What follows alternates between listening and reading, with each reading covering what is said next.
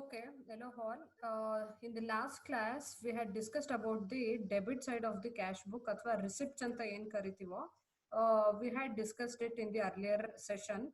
ಇವತ್ತು we need to concentrate even on the credit side of the cash book ಅಥವಾ payments ಅಂತ ಏನ್ ಕರಿತೀವೋ that has to be concentrated in today's session. ಅದರಲ್ಲಿ ಇದು one of the important and one of the ಹೇಳಿದ್ನಲ್ಲ last class ಅಲ್ಲಿ ಹೆಂಗೆ revenue generating activities ಮೇಲೆ concentrate ಮಾಡ್ತಿದ್ವೋ ಅದೇ ತರ we have to be very careful when vouching the payment side of the cash book. ಇದ್ರಲ್ಲಿ ಏನೇನ್ ಬರುತ್ತೆ, see payment is also one of the area where you can expect more fraudulent activities and also more ಒಂಥರ ಏನು misappropriation ಕೇಸ್ಗಳು ಆಗ್ತವೆ. ಯಾಕಂದ್ರೆ fictitious payment would be the major cause for all the fraudulent activities. ಅದಕ್ಕೆ auditor ಅದನ್ನ ಏನ್ ಮಾಡ್ಬೇಕು, has to be very careful enough in vouching the credit side of the cash book ಅಥವಾ ಪೇಮೆಂಟ್ ಅಂತ ಏನೇನ್ ಮಾಡಿರ್ತಾರೋ under the different heads or under the different items ಅದ್ರ ಬಗ್ಗೆ ಸ್ವಲ್ಪ ಪ್ರಾಪರ್ ಆಗಿ and with more cautiousness he has to vouch all these items ಅಂತ ಹೇಳಬಹುದು. ಇದನ್ನ ಹೇಳ್ತಾ see the very first heading or the very first item that has to be concentrated by the auditor is cash purchases ಅಂತ ಕರಿತೀವಿ. ಅಂದ್ರೆ see as I told you before, there is a difference between the cash purchase with that of the credit purchase. ಇಲ್ಲಿ ಏನಾಗುತ್ತೆ, cash purchase ಅಂತ ಮಾತಾಡ್ಬೇಕಾದ್ರೆ the payment for the purchase what we have made would be immediate ಅಥವಾ there will be an immediate settlement of cash as and when the purchases are made. ಅದೇ ತರ credit purchase ಅಂತ ಮಾತಾಡ್ಬೇಕಾದ್ರೆ the payment for the purchases would be postponed for the next coming days or for the few days that would be postponed ಅಥವಾ ಮುಂದೂಡಿರ್ತಾರೆ. ಆ payment ಏನ್ ಕೊಡ್ಬೇಕಾಗಿರ್ತೋ ಅದನ್ನ ಮುಂದೂಡೋ ಅಂತದ್ದು. So there is a thin line of difference between the cash purchase and credit purchase. ಆದ್ರೂ ಇಲ್ಲಿ ಏನಾಗುತ್ತೆ ಅಂತಂದ್ರೆ ಸಿ ಕ್ರೆಡಿಟ್ ಪರ್ಚೇಸ್ ಅಲ್ಲಿ ಪರ್ಚೇಸಸ್ ಒಂದು ದಿನ ಆಗಿರುತ್ತೆ, ಪೇಮೆಂಟ್ ಬೇರೆ ದಿನ ಆಗಿರುತ್ತೆ. That should be kept in mind. ಆದ್ರೆ auditor whenever he is talking about or vouching the cash purchases ಏನ್ ಮಾಡ್ಬೇಕಾಗುತ್ತೆ, date and receipt of the amount ಅಥವಾ payment of the amount has to be the same. So ಅದನ್ನ ಅವನು ತಲೆಯಲ್ಲಿ ಇಟ್ಕೊಂಡು he has to proceed with is vouching. ಇದನ್ನ ಹೇಳ್ತಾ the very first point under cash purchases is ಏನ್ ಮಾಡ್ಬೇಕು auditor, he has to check the entries that is made in the cash book and he has to compare that with that of the memo ಅಥವಾ ಏನಂತೀವಿ cash memo ಇರ್ಬೋದು ಇಲ್ಲ bill or invoice which is given by the supplier or the seller. ಈಗ ಏನ್ ಮಾಡ್ಬೇಕು, the very first point is the auditor has to compare the entries that is made in the cash book with that of the bills or invoice which is issued by the supplier. ಯಾಕೆ ಈ ತರ ಮಾಡ್ಬೇಕು, in order to verify the date ಒಂದು, ಇನ್ನೊಂದು amount of the purchase. ಆ ಎರಡೂ ಕಾರಣಕ್ಕೆ ಏನ್ ಮಾಡ್ಬೇಕು, ಬಿಲ್ ಅಥವಾ ಇನ್ವಾಯ್ಸ್ ಏನ್ ಕೊಟ್ಟಿರ್ತಾರೋ supplier that should be compared with that of the entries made in the cash book. ಇದಾದ ನಂತರ ಅದೇ ನೆಕ್ಸ್ಟ್ ಪಾಯಿಂಟ್ ಏನೋ, he has to verify the net amount of the purchases. ಅದನ್ನ ಹೇಳಿದ್ನಲ್ಲ, ಎಷ್ಟು ಅಮೌಂಟ್ ಗೆ ಪರ್ಚೇಸಸ್ ನ ಆರ್ಗನೈಸೇಷನ್ ಅವರು ಮಾಡಿದ್ದಾರೆ ಅನ್ನೋ ಒಂದು ಲೆಕ್ಕಾಚಾರ. ಇದಾದ ನಂತರ ದಿ ಥರ್ಡ್ ಪಾಯಿಂಟ್ ಇಸ್ ಈ ಪೇಮೆಂಟ್ ಮಾಡಿರೋದು ಪರ್ಚೇಸ್ ಬುಕ್ ಅಲ್ಲಿ ಪ್ರಾಪರ್ ಆಗಿ ಎಂಟರ್ ಆಗಿದ್ಯೋ ಇಲ್ವೋ ಅಂತ ಚೆಕ್ ಮಾಡ್ಬೇಕು. ಏನು ಇದ್ರ ಅರ್ಥ ಏನಪ್ಪಾ ಅಂತಂದ್ರೆ, ಸಿ ಒಂದೊಂದ್ಸತಿ ಪೇಮೆಂಟ್ ಮಾಡಿರ್ತಾರೆ, ಪರ್ಚೇಸ್ ಬುಕ್ ಅಲ್ಲಿ ಎಂಟರ್ ಆಗಿರೋದಿಲ್ಲ. ಆ ಸಮಯದಲ್ಲಿ ಏನ್ ಮಾಡ್ಬೇಕು, see if the auditor is not able to get the invoice or the bill for the purchases that is been made by the organisation, then he should ask for the photocopy or the external confirmation. ಆ ಸಪ್ಲೈಯರ್ಗೆ phone ಮಾಡೋ ಅಥವಾ either through mail or through any other source of communication he has to get it verified whether really this purchase was made ಅಂತ ಅವನು ತಿಳ್ಕೋಬೇಕು. ಅದ್ರ ಜೊತೆಗೆ ಇನ್ನೊಂದು important ನಾನು ಹೇಳಿದ್ನಲ್ಲ, ಅಥರೈಸೇಷನ್. ಯಾವಾಗ್ಲೂ ಅಷ್ಟೇ ವೌಚಿಂಗ್ ಅಂತ ಬರ್ಬೇಕಾದ್ರೆ for every transaction there has to be a proper authorisation. ಆ ಅಥರೈಸೇಷನ್ ಕೊಟ್ಟಿಲ್ಲ ಅಥವಾ ಅಥರೈಸೇಷನ್ ಇಲ್ಲದೆ ಆ ಟ್ರಾನ್ಸಾಕ್ಷನ್ ನಡೆದಿದೆ ಅನ್ನೋದಾದ್ರೆ then the auditor has to specially concentrate and he has to get it verified by the management. ಅಂದ್ರೆ ಏನು, ಯಾಕೆ ಈ ಟ್ರಾನ್ಸಾಕ್ಷನ್ ಅಥಾರಿಟಿ ಇಲ್ಲದೆ ಅಥವಾ ಅಥರೈಸೇಷನ್ ಇಲ್ದೇನೆ ಯಾಕೆ ನಡೆದಿದೆ ಅಂತ ಕ್ಲಾರಿಫಿಕೇಶನ್ ತಗೋಬೇಕು. ಸೊ ಇಲ್ಲಿ ಫಸ್ಟ್ ಪಾಯಿಂಟ್ ಏನಾಯ್ತು, ಬಿಲ್ ಅಥವಾ ಇನ್ವಾಯ್ಸ್ ನ ಕ್ಯಾಶ್ ಬುಕ್ ಗೆ ಕಂಪೇರ್ ಮಾಡುವಂತದ್ದು ಯಾಕೆ ಮಾಡ್ಬೇಕು, ಒಂದು ಡೇಟ್ ವೆರಿಫಿಕೇಶನ್ಗೆ, ಇನ್ನೊಂದು ಅಮೌಂಟ್ ಎಷ್ಟು ಅಮೌಂಟ್ ಗೆ ಪರ್ಚೇಸಸ್ ಆಗಿದೆ ಅನ್ನೋ ಒಂದು ವೆರಿಫಿಕೇಶನ್ಗೆ. ಮೂರನೇದು ಬಂದು ಏನು, ಇವನು ಪೇಮೆಂಟ್ ಏನ್ ಮಾಡಿರ್ತಾರೋ ಆರ್ಗನೈಸೇಷನ್ ಅವ್ರು ಏನ್ ಪೇಮೆಂಟ್ ಮಾಡಿರ್ತಾರೋ ಅದು ಪ್ರಾಪರ್ ಆಗಿ ಪರ್ಚೇಸ್ ಬುಕ್ ಅಲ್ಲಿ ರೆಕಾರ್ಡ್ ಆಗಿದೆಯೋ ಇಲ್ವೋ ಅಂತ ಚೆಕ್ ಮಾಡ್ಬೇಕು.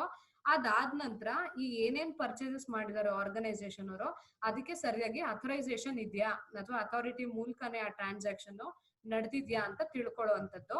ಇದನ್ನ ಬಿಟ್ಟು ಈ ಅದೇ ಹೇಳಿದ್ನಲ್ಲ, ಈ ಪೇಮೆಂಟ್ ಏನಾದ್ರು ಮಾಡಿದ್ರೆ ಅಥವಾ ಪರ್ಚೇಸಸ್ ಏನಾದ್ರು ಮಾಡಿದ್ರೆ is it really for the business purpose only ಅನ್ನೋ ಒಂದು ಅಥೆಂಟಿಸಿಟಿ ಇರಬೇಕು. ಯಾಕಂದ್ರೆ ಏನು has and when the hierarchy ಅಥವಾ ಹೈಯರ್ ಹೈರಾರ್ಕಿ ಅಂತ ಬಂದಾಗ ಈ ಮ್ಯಾನೇಜ್ಮೆಂಟ್ ಅವ್ರು ಏನ್ ಮಾಡ್ತಾರೆ, ಕೆಲವೊಂದು ಸತಿ ತಮ್ಮ ಪರ್ಸನಲ್ ಯೂಸ್ಗೆ ಕಾರ್ ತಗೊಂಡಿರ್ತಾರೆ, ಆದ್ರೆ ಅದನ್ನ ಏನ್ ಮಾಡಿರ್ತಾರೆ ಬಿಸ್ನೆಸ್ ಹೆಸರಲ್ಲಿ ತೋರಿಸಿರೋಂಥದ್ದು. So being an auditor, you should check whether the payment or whether the purchases that is been made is really for the business purpose ಅಂತ ಒಂದು ಕನ್ಫರ್ಮೇಶನ್ ನ ಮಾಡ್ಕೊಳ್ಳುವಂಥದ್ದು. So he has to be very careful in vouching the item of cash purchases. ಇದನ್ನ ಹೇಳ್ತಾ next heading ಏನಪ್ಪಾ, vouching of payment of creditors. ನಾ ಹೇಳಿದ್ದೆ, see cash purchases ಆದ ನಂತರ important head of payment would be the payment that is been made to the creditors. ಇಲ್ಲಿ ಏನ್ ಮಾಡ್ತಾರೆ ಫಸ್ಟ್ ಅದೇ ತರನೇ ಇಲ್ಲಿ there is a thin line of difference ಅಂತ ಹೇಳಿದ್ನಲ್ಲ, ಇಲ್ಲೂ ಅಷ್ಟೇನೆ. ಇಲ್ಲಿ ಏನು ಡಿಫ್ರೆನ್ಸ್ ಅಂತಂದ್ರೆ ಪೇಮೆಂಟ್ ಇಮಿಡಿಯೇಟ್ ಸೆಟಲ್ಮೆಂಟ್ ಆಗಿರೋದಿಲ್ಲ, ಫಾರ್ ದಿ ಫ್ಯೂಚರ್ ಡೇಟ್ ಅದೇನಾಗಿರುತ್ತೆ ಪೋಸ್ಟ್ಪೋನ್ ಆಗಿರೋಂಥದ್ದು.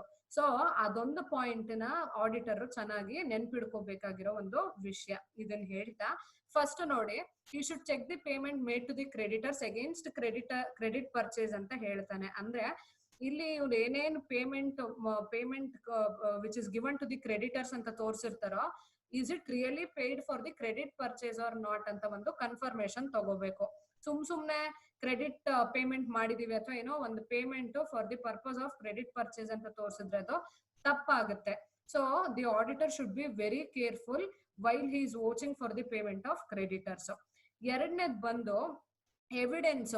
ಏನ್ evidence, see has to see payment ಏನಾಗಿದೆಯೋ ಆ ಪೇಮೆಂಟ್ ಮಾಡಿರ್ತೀವಲ್ಲ, ಗೂಡ್ಸ್ ರಿಯಲಿ ಸ್ಟಾಕ್ ಅಲ್ಲಿ ಇದೆಯಾ ಅಥವಾ ಅದು ನಿಜವಾಗ್ಲೂ ಪರ್ಚೇಸ್ ಮಾಡೇ ಪೇಮೆಂಟ್ ಮಾಡಿದಾರ ಅಂತ ಎರಡನೇ ಪಾಯಿಂಟ್ ತಲೆಯಲ್ಲಿ ಇಟ್ಕೋಬೇಕಾಗಿರುವಂತದ್ದು. ಸೊ ಫಸ್ಟ್ ಏನಾಯ್ತು, is the payment which is made to the creditors ಆಯ್ತಾ, ಅದು really for the credit purchase ಅನ್ನೋದು ಒಂದು ನೆನಪಲ್ಲಿ ಇಟ್ಕೋಬೇಕು. ಎರಡನೇದು he has to check for the evidence. ಆ ಗೂಡ್ಸ್ ರಿಸೀವ್ಡ್ ಏನಾಗಿದೆಯೋ ಅದು ಪರ್ಚೇಸಸ್ ಬುಕ್ ಅಲ್ಲೂ ಎಂಟ್ರಿ ಆಗಿದ್ಯಾ ಅಂಡ್ ಅದು ರಿಯಲಿ ಪರ್ಚೇಸ್ ಮಾಡಿದಾರ ಅನ್ನೋದೊಂದು ಕನ್ಫರ್ಮೇಶನ್ ಇರಬೇಕು. ಮೂರನೇದು ಬಂದು ಹೇಳ್ದಂಗೆನೆ the purchase which is been made is really for the business purchases ಅಂತ ಒಂದು ಕ್ಲಾರಿಫಿಕೇಶನ್ ತಗೋಬೇಕು. ನಾನು ಲಾಸ್ಟ್ ಅಲ್ಲಿ ಹೇಳ್ದಂಗೆ ಅದು ಕೆಲವೊಂದ್ಸತಿ ಪರ್ಸನಲ್ ಯೂಸಿಗೂ ಮಾಡ್ತಿರ್ತಾರೆ ಬಿಸ್ನೆಸ್ ಹೆಸರಲ್ಲಿ ತೋರಿಸಿ. So that should not happen whenever the auditor is vouching. ನಾಲ್ಕನೇ ಪಾಯಿಂಟ್ ಏನಾಯ್ತು, ಇಲ್ಲಿ ಹೇಳ್ತಾನೆ vouch the cash payment to the creditors for the purchases. ಅದೇ ಪೇಮೆಂಟ್ ಕರೆಕ್ಟ್ ಆಗಿ ಮಾಡಿದಾರೋ ಇಲ್ವೋ ಅನ್ನೋದನ್ನ ವೌಚ್ ಮಾಡ್ಬೇಕು. ಇದಾದ ನಂತರ see if there is any okay ಒಂದು ಪೇಮೆಂಟ್ ಡೇಟ್ ಇರುತ್ತೆ, ಇವನ್ ಏನ್ ಮಾಡ್ಬೇಕು ಆಡಿಟರ್ ವೌಚ್ ಮಾಡ್ಬೇಕಾದ್ರೆ, see if any of the bill or invoice is been missing for such credit purchase, he has to ask for the photo copy ಅಥವಾ ಬೇರೆ duplicate copy ಏನಾದ್ರು ಇದೆಯಾ ಬಿಲ್ ಆರ್ ಇನ್ವಾಯ್ಸ್ ಅಂತ ಮಿಸ್ಸಿಂಗ್ ವೌಚರ್ಸ್ ಬಗ್ಗೆ clarification ತಗೋಬೇಕು. ಕೆಲವೊಂದ್ಸತಿ ಏನ್ ಮಾಡ್ತಾರೆ organisation ಅವರು, ಇಲ್ಲ ಪೇಮೆಂಟ್ ಮಾಡಿದೀವಿ ಕ್ರೆಡಿಟರ್ಸ್ಗೆ ಅಂತ ಹೇಳಿರ್ತಾರೆ, ಬಿಲ್ಸ್ ಆರ್ ಇನ್ವಾಯ್ಸ್ ಕೇಳಿದಾಗ ಏನಾಗುತ್ತೆ ಆಯ್ತಾ ಅದು ಮಿಸ್ ಆಗಿದೆ ಅಂತ ಹೇಳೋವಂಥದ್ದು. ಸೊ ಅದಕ್ಕೆ ಆಡಿಟರ್ ಅದನ್ನ ಏನ್ ಮಾಡ್ಬೇಕು, either you should get an external confirmation from the supplier or you should ask for the duplicate invoice. If it is available then you can vouch on it. ಇಲ್ಲ ಅನ್ನೋದಾದ್ರೆ ಅವ್ರೊಂದು statement prepare ಮಾಡಿರ್ತಾರೆ, ಯಾರು suppliers ಅಥವಾ sellers ಏನಿರ್ತಾರೋ ಅದ್ರದ್ದು ಒಂದು photo copy ಅಥವಾ ಒಂದು email ಮುಖಾಂತರ ಅದನ್ನ ಕ್ರಾಸ್ ವೆರಿಫೈ ಮಾಡ್ಕೊಳ್ಳೋ ಅಂತದ್ದು. ಅದಾದ ನಂತರ ಅದೇ ತರ ಈ ಕ್ರೆಡಿಟ್ ಪರ್ಚೇಸ್ ಏನಿದೆಯೋ ಆಯ್ತಾ ಇದು ಡ್ಯೂಲಿ ಅಥರೈಸ್ ಆಗಿದೆಯೋ ಇಲ್ವೋ, ಈ ಟ್ರಾನ್ಸಾಕ್ಷನ್ ಗೆ ಕರೆಕ್ಟ್ ಆಗಿ ಒಂದು ಏನು ಗ್ರೀನ್ ಸಿಗ್ನಲ್ ಸಿಕ್ಕೇ ಮಾಡಿದಾರೋ ಅಥವಾ without any authority or without any authorisation ಇವರು ಟ್ರಾನ್ಸಾಕ್ಷನ್ ಮಾಡಿದಾರೋ ಇಲ್ವೋ ಅಂತ ಕನ್ಫರ್ಮೇಶನ್ ತಗೊಳ್ಳುವಂತದ್ದು. ಅದು ಬಿಟ್ಟು ಲಾಸ್ಟ್ ಪಾಯಿಂಟ್ ಏನ್ ಹೇಳ್ತಾನೆ, the auditor can ask the sellers to provide statement of sales ಅದೇ so that the amount paid and payable can be examined ಅಂತ ಹೇಳ್ತಾನೆ. ಇಲ್ಲೇನೋ ಅದನ್ನೇ ನಾ ಹೇಳ್ತಿದ್ದೆ, external confirmation is the most important thing that has to be kept in mind by the auditor.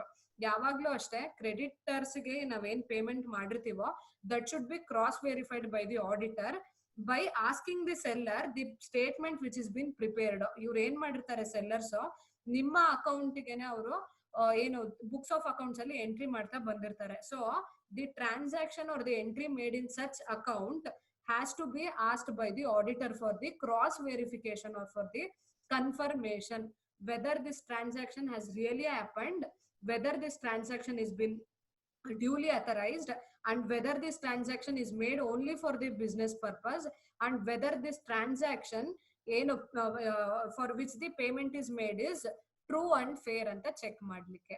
So ಇದನ್ನ ಹೇಳ್ತಾ the other important point that has to be taken care is vouching for the deferred revenue expenditure ಅಂತ ಕರೀತಾರೆ. What is this deferred revenue expenditure? ಇದು ತುಂಬಾ important and it is one of the areas where you can do all the fraudulent activities ಅಂತ ಹೇಳ್ಬೋದು. ಇದು ಒಂದು area. ಏನಾಗುತ್ತೆ, ಈ ಕೆಲವೊಂದಷ್ಟು ಇಂಪಾರ್ಟೆಂಟ್ ಐಟಮ್ಸ್ ಅಥವಾ ಕೆಲವೊಂದಷ್ಟು ಇಂಪಾರ್ಟೆಂಟ್ ಏರಿಯಾಸ್ ನ ಪ್ರಾಪರ್ ಆಗಿ ಕಾನ್ಸಂಟ್ರೇಟ್ ಮಾಡ್ಬಿಟ್ರೆ ಅವಾಗ ಏನಾಗುತ್ತೆ, auditor would get a confirmation at least for the 70% of the transaction. ಈ ಮೇಜರ್ ಹೆಡ್ಸ್ ನ ಸ್ಕಿಪ್ ಮಾಡ್ಬಿಟ್ರೆ ಅಥವಾ if is very complacent enough to vouch all these heads ಅನ್ನೋದಾದ್ರೆ then there arises a ಒಂಥರ real or serious or concrete problems arise ಆಗೋ ಅಂತದ್ದು. So ಇಲ್ಲಿ ಏನ್ ಹೇಳ್ತಾನೆ, next vouching for the deferred revenue expenditure ಅಂತ ಹೇಳ್ತಾರೆ. What is this deferred revenue expenditure ಅನ್ನೋದಾದ್ರೆ, see deferred revenue expenditure can be defined as an expenditure which is made for the financial benefit in the future days ಅಂತ ಹೇಳಿದ್ರೆ ತಪ್ಪಾಗ್ಲಾರ್ದು. ಯಾವ ತರ ಇದು, C ಅದೊಂದು expenditure ಆದ್ರೆ it is non recurring in nature ಅಂತ ಹೇಳಬಹುದು. ಈ ಎಕ್ಸ್ಪೆಂಡಿಚರ್ ನ ನಾವ್ ಯಾಕೆ ಒಂಥರ ಇದು ಏನೋ ಅಸೆಟ್ ಆಗಿ ನೋಡ್ತೀವಿ ಕೆಲವೊಂದ್ಸತಿ ಅನ್ನೋದಾದ್ರೆ, it is because of the financial benefit it is going to accrue or it is going to give us back in the future days. That is why such expenditure is called as deferred revenue expenditure ಅಂತ ಕರಿತೀವಿ. ಇಲ್ಲಿ ಏನಾಗುತ್ತೆ, ನಾವ್ ಏನ್ expenditure ಇಲ್ಲಿ ಅಥವಾ ಏನ amount ನ ಸ್ಪೆಂಡ್ ಮಾಡಿದೀವೋ that will be repaid or return or reap in the future days ಅಂತ ಹೇಳ್ಬೋದು. ಏನು, by way of financial benefit. ಇದಕ್ಕೆ ಸಮ್ ಆಫ್ ದಿ ಎಕ್ಸಾಂಪಲ್ಸ್ ಏನೇನು, the very important item under this deferred revenue expenditure is preliminary expenses ಒಂದು, ಎರಡನೇದು discount on issue of shares and debentures ಇನ್ನೊಂದು, ಮೂರನೇದು underwriting commission etcetera. ಅದ್ರಲ್ದೇನೆ advertising expenditures is also called as deferred revenue expenditure ಅಂತ ಕರೀತಾರೆ. ಯಾಕೆ, ನಾನಿವತ್ತು ನನ್ನ ಆರ್ಗನೈಸೇಷನ್ ಅಥವಾ ಪ್ರಾಡಕ್ಟ್ ಬಗ್ಗೆ ಅಡ್ವರ್ಟೈಸ್ಮೆಂಟ್ ಕೊಡ್ತಿದ್ದೀನಿ ಅನ್ನೋದಾದ್ರೆ ನಾವೇನ್ ಮಾಡ್ತೀವಿ, V will B spending more amount of money because we want to make sure that the prospective consumers knows about our organization and gets to know what is our nature of the organization or the product which we are producing anta tilislikke. ಇಲ್ಲಿ ಏನಾಗುತ್ತೆ, even though we are spending much amount of money on advertisement, at the end of the day after the product gets success or after the product becomes very successful and it becomes one of the buyers preference ಅಂತ ಆದಾಗ ಜನ ಏನ್ ಮಾಡ್ತಾರೆ, automatically they tend to take the product more and more and ನಮಗೇನಾಗುತ್ತೆ, in return sales ಜಾಸ್ತಿ ಆಗುತ್ತೆ, market share ಜಾಸ್ತಿ ಆಗುತ್ತೆ, ಅದರಿಂದ ನಮಗೆ ಪ್ರಾಫಿಟ್ ಮಾರ್ಜಿನ್ ಕೂಡ ಜಾಸ್ತಿ ಆಗೋ ಅಂತದ್ದು. That is why any expenditure which gives you the financial benefit in the future days, that expenditure has to be considered as deferred revenue expenditure ಅಂತ ಹೇಳುವಂಥದ್ದು. ಇದನ್ನ ಹೇಳ್ತಾ ದಿ ವೆರಿ ಫಸ್ಟ್ ಹೆಡ್ ಹೇಳಿದ್ನಲ್ಲ preliminary expenses ಅಂತ. See this preliminary expenses ಏನಪ್ಪಾ ಅಂತಂದ್ರೆ, it is nothing but an expenditure which is incurred by the organisation at the inception of the organization or which is incurred at the time of beginning of the organization or during the starting of the company ಅಂತ ಹೇಳಿದ್ರೆ ತಪ್ಪಾಗ್ಲಾರ್ದು. See I am explaining you in the very layman terms ಅಲ್ಲಿ ಹೇಳ್ತಿದ್ದೀನಿ. ಏನಪ್ಪಾ ಈ preliminary, has the word itself suggest, preliminary ಅಂತಂದ್ರೇನು, it is the inception, it is indicating the beginning of something ಅಂತ. So ಇಲ್ಲೇನೋ ಪ್ರಿಲಿಮಿನರಿ ಎಕ್ಸ್ಪೆಂಡಿಚರ್ ಅಂತ ಯಾವಾಗ ಆಗುತ್ತೆ ಅನ್ನೋದಾದ್ರೆ, these are the expenses which is incurred at the time of starting up of the company ಅಂತ ಹೇಳ್ಬೋದು. ಯಾವ್ಯಾವ ತರ ಎಕ್ಸ್ಪೆಂಡಿಚರ್ ನ ನಾವು ಪ್ರಿಲಿಮಿನರಿ ಎಕ್ಸ್ಪೆನ್ಸಸ್ ಅಂತ ಕರಿತೀವಿ ಅಂದ್ರೆ, ಒಂದು ಪ್ರಮೋಷನಲ್ ಎಕ್ಸ್ಪೆನ್ಸಸ್ ಇರುತ್ತೆ, ಇನ್ನೊಂದು ಫ್ಲೋಟೇಷನ್ ಕಾಸ್ಟ್ ಇರುತ್ತೆ, ಇಲ್ಲ ಇನ್ಕಾರ್ಪೊರೇಟ್ ಮಾಡ್ಬೇಕಾದ್ರೆ ಕಂಪ್ನಿನ ಏನೇನ್ ಎಕ್ಸ್ಪೆನ್ಸಸ್ ಆಗುತ್ತೋ that should B capitalised and should be called as preliminary expenses ಅಂತ ಕರಿತೀವಿ. ಇಲ್ಲಿ ಆಡಿಟರ್ದು ಏನು ಕೆಲಸ, ಯಾಕೆ ವೌಚ್ ಮಾಡ್ಬೇಕಾದ್ರೆ this preliminary expenses became A very important one ಅನ್ನೋದಾದ್ರೆ, ಸಿ ದಿ ಫಸ್ಟ್ ಇಲ್ಲಿ ಹೇಳ್ತಾನೆ ನೋಡಿ, the first and foremost duty of the auditor ಏನೋ is to see whether the expenses is been capitalized. ನಾನು ಹೇಳಿದ್ದೆ ಪ್ರಿಲಿಮಿನರಿ ಎಕ್ಸ್ಪೆನ್ಸಸ್ ಇರ್ಬೋದು, discount on issue of shares and debentures ಇರ್ಬೋದು, ಅಥವಾ ಅಂಡರ್ ರೈಟಿಂಗ್ ಕಮಿಷನ್ ಇರ್ಬೋದು. See these items have to be capitalised, ಅಥವಾ it has to be written off as and when the time passes ಅಂತ ಹೇಳ್ಬಹುದು. ಆದ್ರೂ ಕೆಲವೊಂದು ಸತಿ ಈ ರೈಟಿಂಗ್ ಆಫ್ ಏನು ಡೆಫರ್ಡ್ ರೆವೆನ್ಯೂ ಎಕ್ಸ್ಪೆಂಡಿಚರ್ ಇರುತ್ತೋ it may not be statutory. ಆದ್ರೂ ಆಡಿಟರ್ ಏನು, it is the duty of the auditor to tell them to write off all these items. ಇದನ್ನ ಹೇಳ್ತಾ ವೆರಿ ಫಸ್ಟ್ ಪಾಯಿಂಟ್ ಏನ್ ಹೇಳಿದ್ದೆ, ಪ್ರಿಲಿಮಿನರಿ ಎಕ್ಸ್ಪೆನ್ಸಸ್ ಗೆ to check whether such expenses is been capitalised ಅಂತ ನೋಡ್ಬೇಕು. ಅದಾದ ನಂತರ ಅದಕ್ಕಿಂತ ಮುಂಚೆ whether this expenditure is really occurred or incurred because of the starting up of the company ಅಂತ ನೋಡ್ಬೇಕು. ಇದು ನಿಜವಾಗ್ಲೂ ಫಾರ್ಮೇಶನ್ ಟೈಮ್ ಅಲ್ಲೇ ಇನ್ಕರ್ ಆಗಿರುವಂತ ಎಕ್ಸ್ಪೆನ್ಸಸ್ ಅಲ್ವೋ ಅಂತ ಒಂದು ಕ್ರಾಸ್ ವೆರಿಫಿಕೇಶನ್ ಮಾಡ್ಕೊಳ್ಳುವಂಥದ್ದು. ಎರಡನೇದೇನು, he should see to it that the above expenses are duly approved by the board of directors ಅಂತ ಹೇಳ್ತಾರೆ. ಅಂಡ್ ಕೆಲವೊಂದು ಕೇಸಸ್ ಅಲ್ಲಿ it is also the approval has to be taken by the shareholders also. So ಇಲ್ಲಿ first ಏನಾಯ್ತು, ಒಂದು formation of the company time ಅಲ್ಲೇ expenditure incur ಆಗಿದೆಯೋ ಇಲ್ವೋ ಅಂತ ಚೆಕ್ ಮಾಡುವಂತದ್ದು. ಎರಡನೇದೇನು, whether it is been really capitalised or not ಅಂತ ಚೆಕ್ ಮಾಡುವಂತದ್ದು.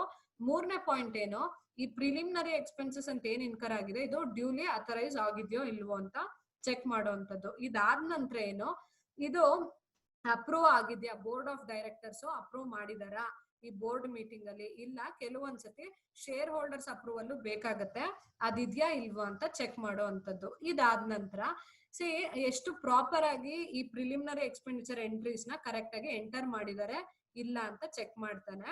ಅದು ಬಿಟ್ಟು ಸಿ ಕೆಲವೊಂದು ಸತಿ ಪ್ರಿಲಿಮಿನರಿ ಎಕ್ಸ್ಪೆಂಡಿಚರ್ಗೆ ಇನ್ಕಮ್ ಟ್ಯಾಕ್ಸ್ ಅಂಡರ್ ಅಲ್ಲಿ ಎಕ್ಸೆಂಪ್ಷನ್ ಸಿಗೋವಂಥದ್ದು. So the auditor has to carefully check whether there is any exemption that could be availed by the organisation under this preliminary expenses ಅನ್ನೋದನ್ನ ಚೆಕ್ ಮಾಡಬೇಕು. ಇದಾದ ನಂತರ ಫಿಫ್ತ್ ಪಾಯಿಂಟ್ ಏನ್ ಹೇಳುತ್ತೆ, you should examine the bills and receipts issued by the printer of the MOA and AOA, ಅಥವಾ certificates ಇರ್ಬೋದು, ಇಲ್ಲ ಅಂದ್ರೆ ಅದರ್ ಸಪೋರ್ಟಿಂಗ್ ಪೇಪರ್ಸ್ ಅಥವಾ ವೌಚರ್ಸ್ ಏನಿರುತ್ತೋ ಅದು. ಏನಾಗುತ್ತೆ ಇನ್ಕಾರ್ಪೊರೇಷನ್ ಟೈಮ್ ಅಲ್ಲಿ see it could be the expenditure of the stationery also sometimes.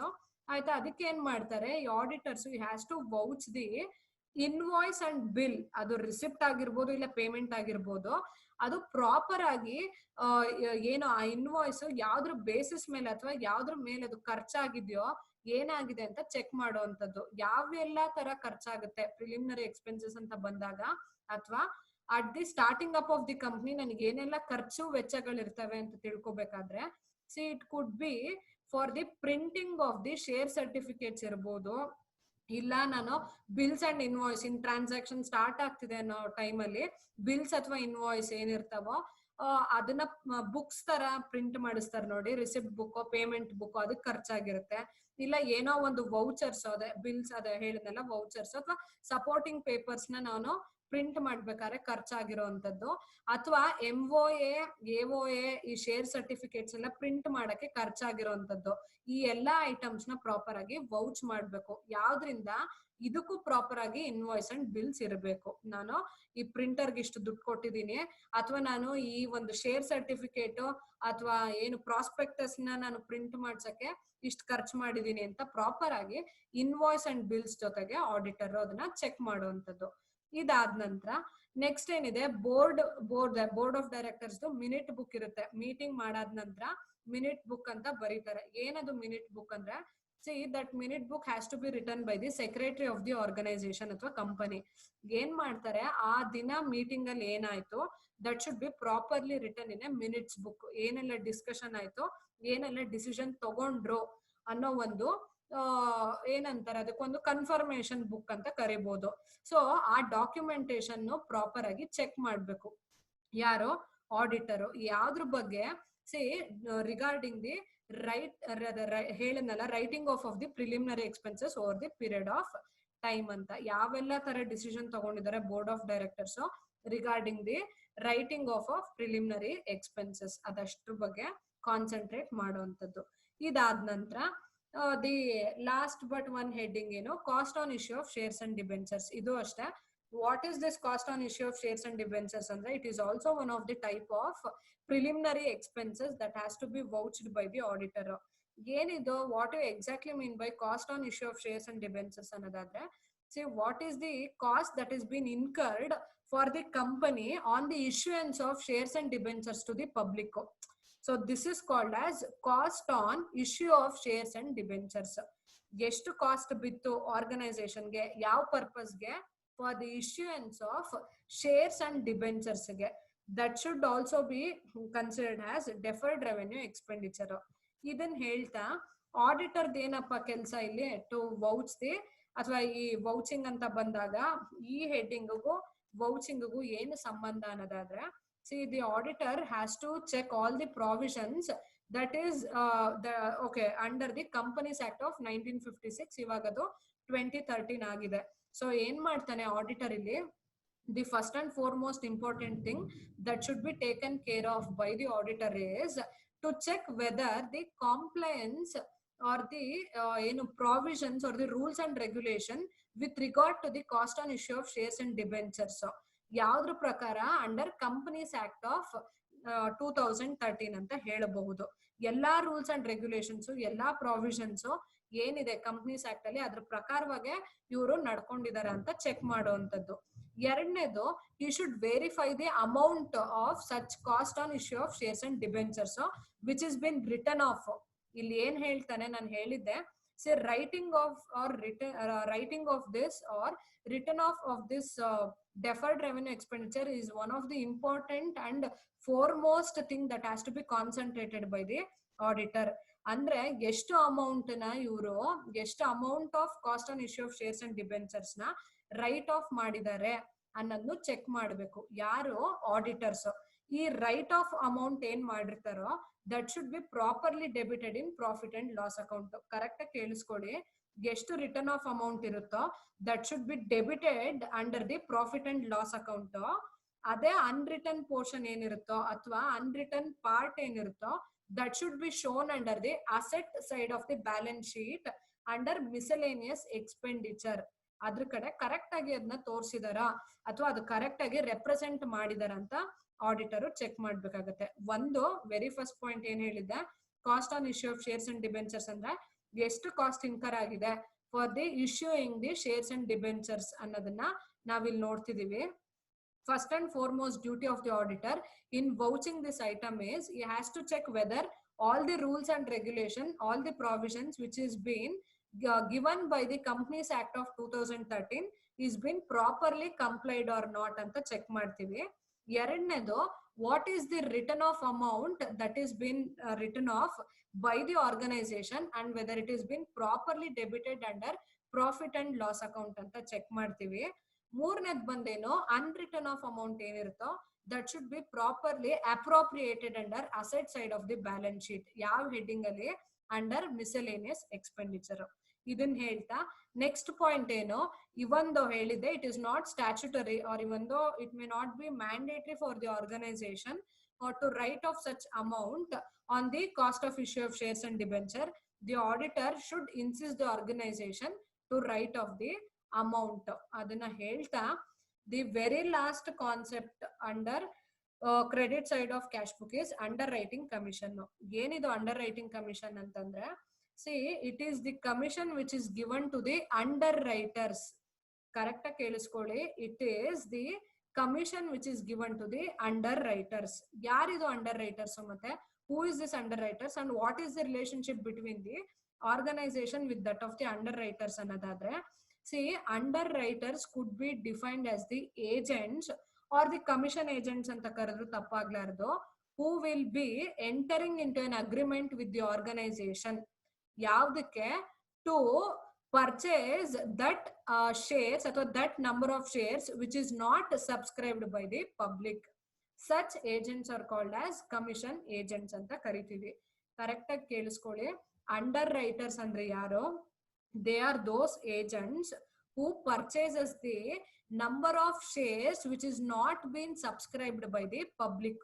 ಯಾವ್ದಕ್ಕೆ? for in return for a consideration called commission on such underwriting activity. This is called as underwriters, and such act is called as ಅಥವಾ the commission which is paid or the consideration which is paid for such activities is called as underwriting commission. ಇಲ್ಲಿ ಏನ್ ಮಾಡ್ತಾರೆ under writers, ಈ ಇಷ್ಟು shares ನಾನು ಯಾವ್ಯಾವ್ದು subscribe ಆಗೋದಿಲ್ವೋ, public ಯಾರ್ಯಾರು ತಗೊಳ್ಳೋದಿಲ್ವೋ ಅಂತ ಬಿಟ್ಟಿರೋ ಶೇರ್ಸ್ ನಾನು ತಗೋತೀನಿ ಅಂತ ಹೇಳೋವಂಥದ್ದು. These people are called as underwriters. ಇವ್ರು ಏನ್ ಮಾಡ್ತಾರೆ, ಒಂದಷ್ಟು ಕಮಿಷನ್ ತಗೊಂಡು ಆ ಶೇರ್ಸ್ ಏನ್ ಇಶ್ಯೂ ಮಾಡಿರ್ತಾರೋ ಆರ್ಗನೈಸೇಷನ್ ಅವರು, ಇವ್ರು ಅದನ್ನ ಪರ್ಚೇಸ್ ಮಾಡೋವಂಥದ್ದು. ಇದನ್ನ ಹೇಳ್ತಾ, see what are all the duty of the auditor whenever he is vouching the underwriting commission ಅನ್ನೋದಾದ್ರೆ, ಇದನ್ನು ಅಷ್ಟೇ, he should be very careful in analyzing the provisions relating to underwriting commission.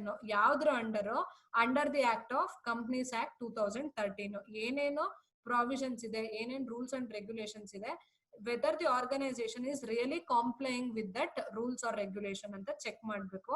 ಅದು ಬಿಟ್ಟು you should also check the articles of association, ಏನಿದು AOA of the company, to find out the payment of underwriting commission whether it is authorized or not ಅನ್ನೋದು check ಮಾಡೋ ಅಂತದ್ದು. ಏನು ಈ articles of association ನ ಯಾಕೆ ಚೆಕ್ ಮಾಡ್ಬೇಕು?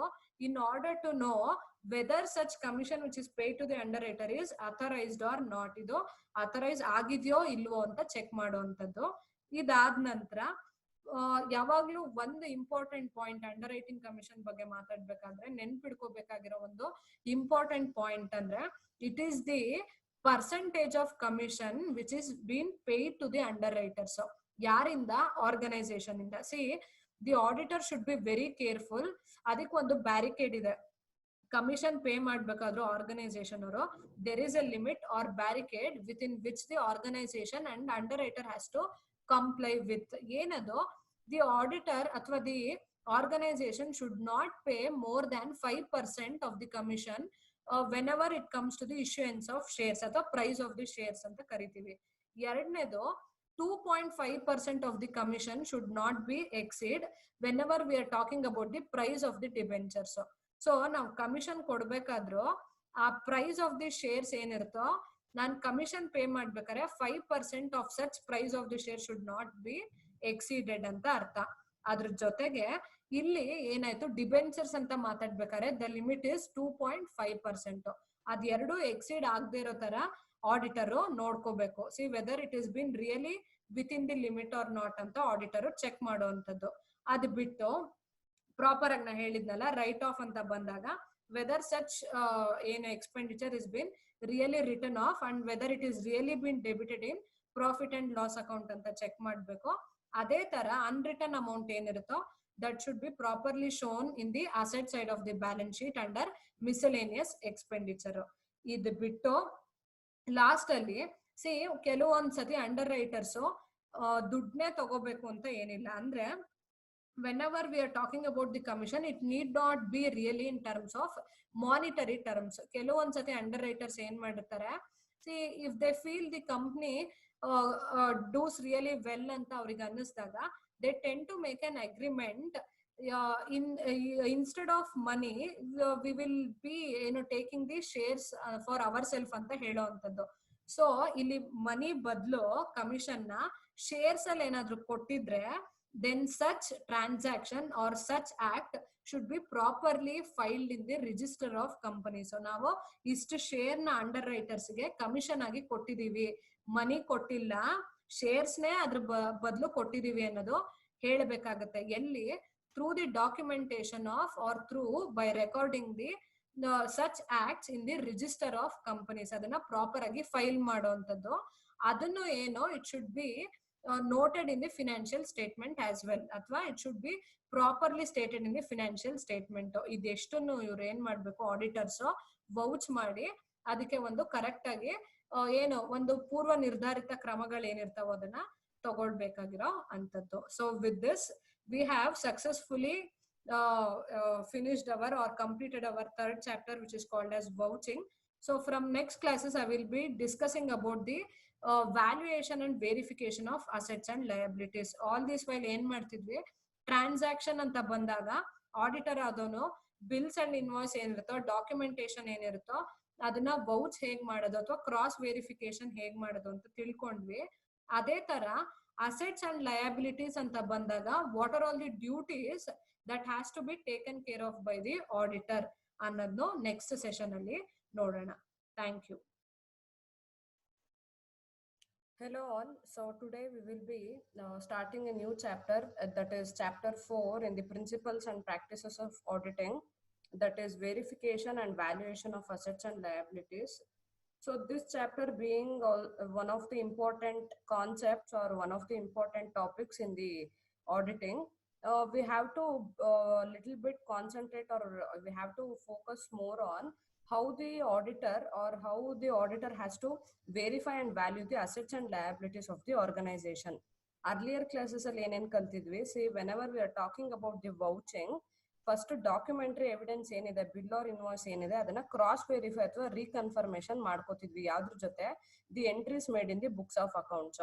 So ಇದೆಲ್ಲ ಏನಾಯ್ತು, ನಾವು ವೌಚಿಂಗ್ ಬಗ್ಗೆ ಮಾತಾಡ್ಬೇಕಾದ್ರೆ ಲೈಮ್ ಲೈಟ್ ಎಲ್ಲಿತ್ತು, ಒಂದು ಕ್ಯಾಶ್ ಸೇಲ್ಸ್ ಇರ್ಬೋದು, ಕ್ರೆಡಿಟ್ ಸೇಲ್ಸ್ ಇರಬಹುದು, ಇಲ್ಲ ಕ್ಯಾಶ್ ಪರ್ಚೇಸಸ್ ಇರ್ಬೋದು, ಇಲ್ಲ ಕ್ರೆಡಿಟ್ ಪರ್ಚೇಸಸ್ ಇರ್ಬೋದು, ಅಥವಾ ಈ ಕಮಿಷನ್ ಪೇ ಮಾಡಿರೋದಾಗ್ಲಿ, ಅಥವಾ debit side of the cash book and credit side of the cash book ಬಗ್ಗೆ ನಾವು ಕಾನ್ಸಂಟ್ರೇಷನ್ ಜಾಸ್ತಿ ಮಾಡಿದ್ವಿ. ಆದ್ರೆ ಒಂದು ಆರ್ಗನೈಸೇಷನ್ ಅಂತ ಬಂದಾಗ, or whenever we are talking about the organisation, there are many areas that has to be properly focused.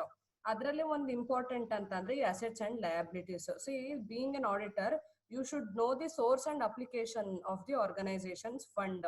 ಇಲ್ಲಿ ಏನಾಯ್ತು, ಸೋರ್ಸ್ ಎಲ್ಲಿಂದ ಬರುತ್ತೆ, ಒಂದು ಫಂಡ್ ಅಥವಾ ಕ್ಯಾಶ್ ಇನ್ಫ್ಲೋ ಔಟ್ಫ್ಲೋ ಆಗ್ತಿದೆ, ಅಥವಾ ಕ್ಯಾಶ್ ಒಂದೇ ಅಲ್ಲ, let it B fund based also, ಎಲ್ಲಿಂದ ಸೋರ್ಸ್ ಬರ್ತಿದೆ, ಅದು ಯಾವ ತರ ಅಪ್ಲೈ ಆಗ್ತಿದೆ, ಅಥವಾ ಅಪ್ಲಿಕೇಶನ್ ಎಲ್ಲೆಲ್ಲಿದೆ ಅನ್ನೋದನ್ನ ಆಡಿಟರ್ ಕರೆಕ್ಟ್ ಆಗಿ ತಿಳ್ಕೋಬೇಕು. So in this chapter V will B concentrating on assets and liabilities more rather than anything else. ಅಂದ್ರೆ ಇಲ್ಲಿ ಲೈಮ್ ಲೈಟ್ ಯಾವ್ದು ಟಾಪಿಕ್, ಅಸೆಟ್ಸ್ ಮತ್ತೆ ಲಯಬಿಲಿಟೀಸ್, ಅದನ್ನ ನಾವ್ ಏನಂತ ಕರಿತೀವಿ, ವೆರಿಫಿಕೇಶನ್ ಅಂಡ್ ವ್ಯಾಲ್ಯೂಯೇಷನ್ ಅಂತ ಕರಿತೀವಿ. See even though it is related to vouching, whenever we are talking about assets and liabilities, we term it as valuation and verification. Normal debit side of cash book, credit side of cash book anta bandaga it is called as vouching.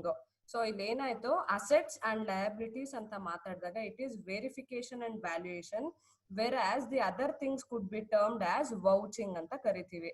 So ಇದನ್ನ ಹೇಳ್ತಾ next ಏನಪ್ಪಾ ಇದು what are all the important ಅಥವಾ what are all its meaning ಅಂತ ನಾವು ಹೇಳ್ಬೇಕಾದ್ರೆ, we have to properly focus on meaning of verification of assets. First verification ಅಂದ್ರೆ ಏನು ಅಂತ ತಿಳ್ಕೊಳ್ಳೋಣ, ನೆಕ್ಸ್ಟ್ ಅದಾದ ನಂತರ ವ್ಯಾಲ್ಯೂಯೇಷನ್ ಅಂದ್ರೆ ಏನು ಅಂತ ತಿಳ್ಕೊಳ್ಳೋಣ. There is a thin line of difference between verifying and valuating the assets and liabilities.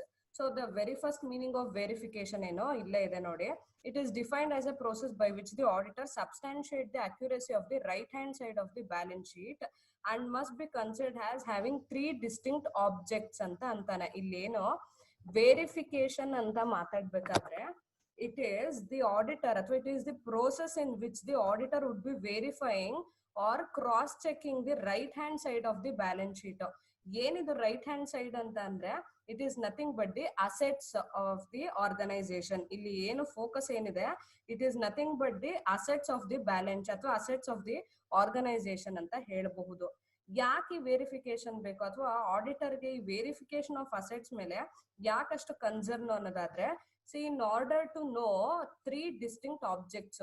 ಏನೇನೋ 3 ಡಿಸ್ಟಿಂಕ್ಟ್ ಆಬ್ಜೆಕ್ಟ್ಸ್ ಏನೇನೋ, ಒಂದು ಎಕ್ಸಿಸ್ಟೆನ್ಸ್ ಇದೆಯಾ, ನಾನೊಂದು ಅಸೆಟ್ಸ್ ಪರ್ಚೇಸ್ ಮಾಡಿದೀನಿ ಅಂತ ಆರ್ಗನೈಸೇಷನ್ ಅವ್ರು ಹೇಳಿದ್ರೆ, ಈ ಆಡಿಟರ್ ಸುಮ್ನೆ ಅದನ್ನ ತಲೆ ಅಲ್ಲಾಡ್ಸಕ್ ಸಾಧ್ಯ ಇಲ್ಲ. ಯಾಕಂದ್ರೆ ಹೇಳ್ತಾರಲ್ಲ, ತಗೊಂಡಿದೀವಿ ಅಂತ ಸುಮ್ನೆ ಹೇಳ್ಬಿಡ್ಬೋದು, ಆದ್ರೆ there has to be the physical existence of such assets.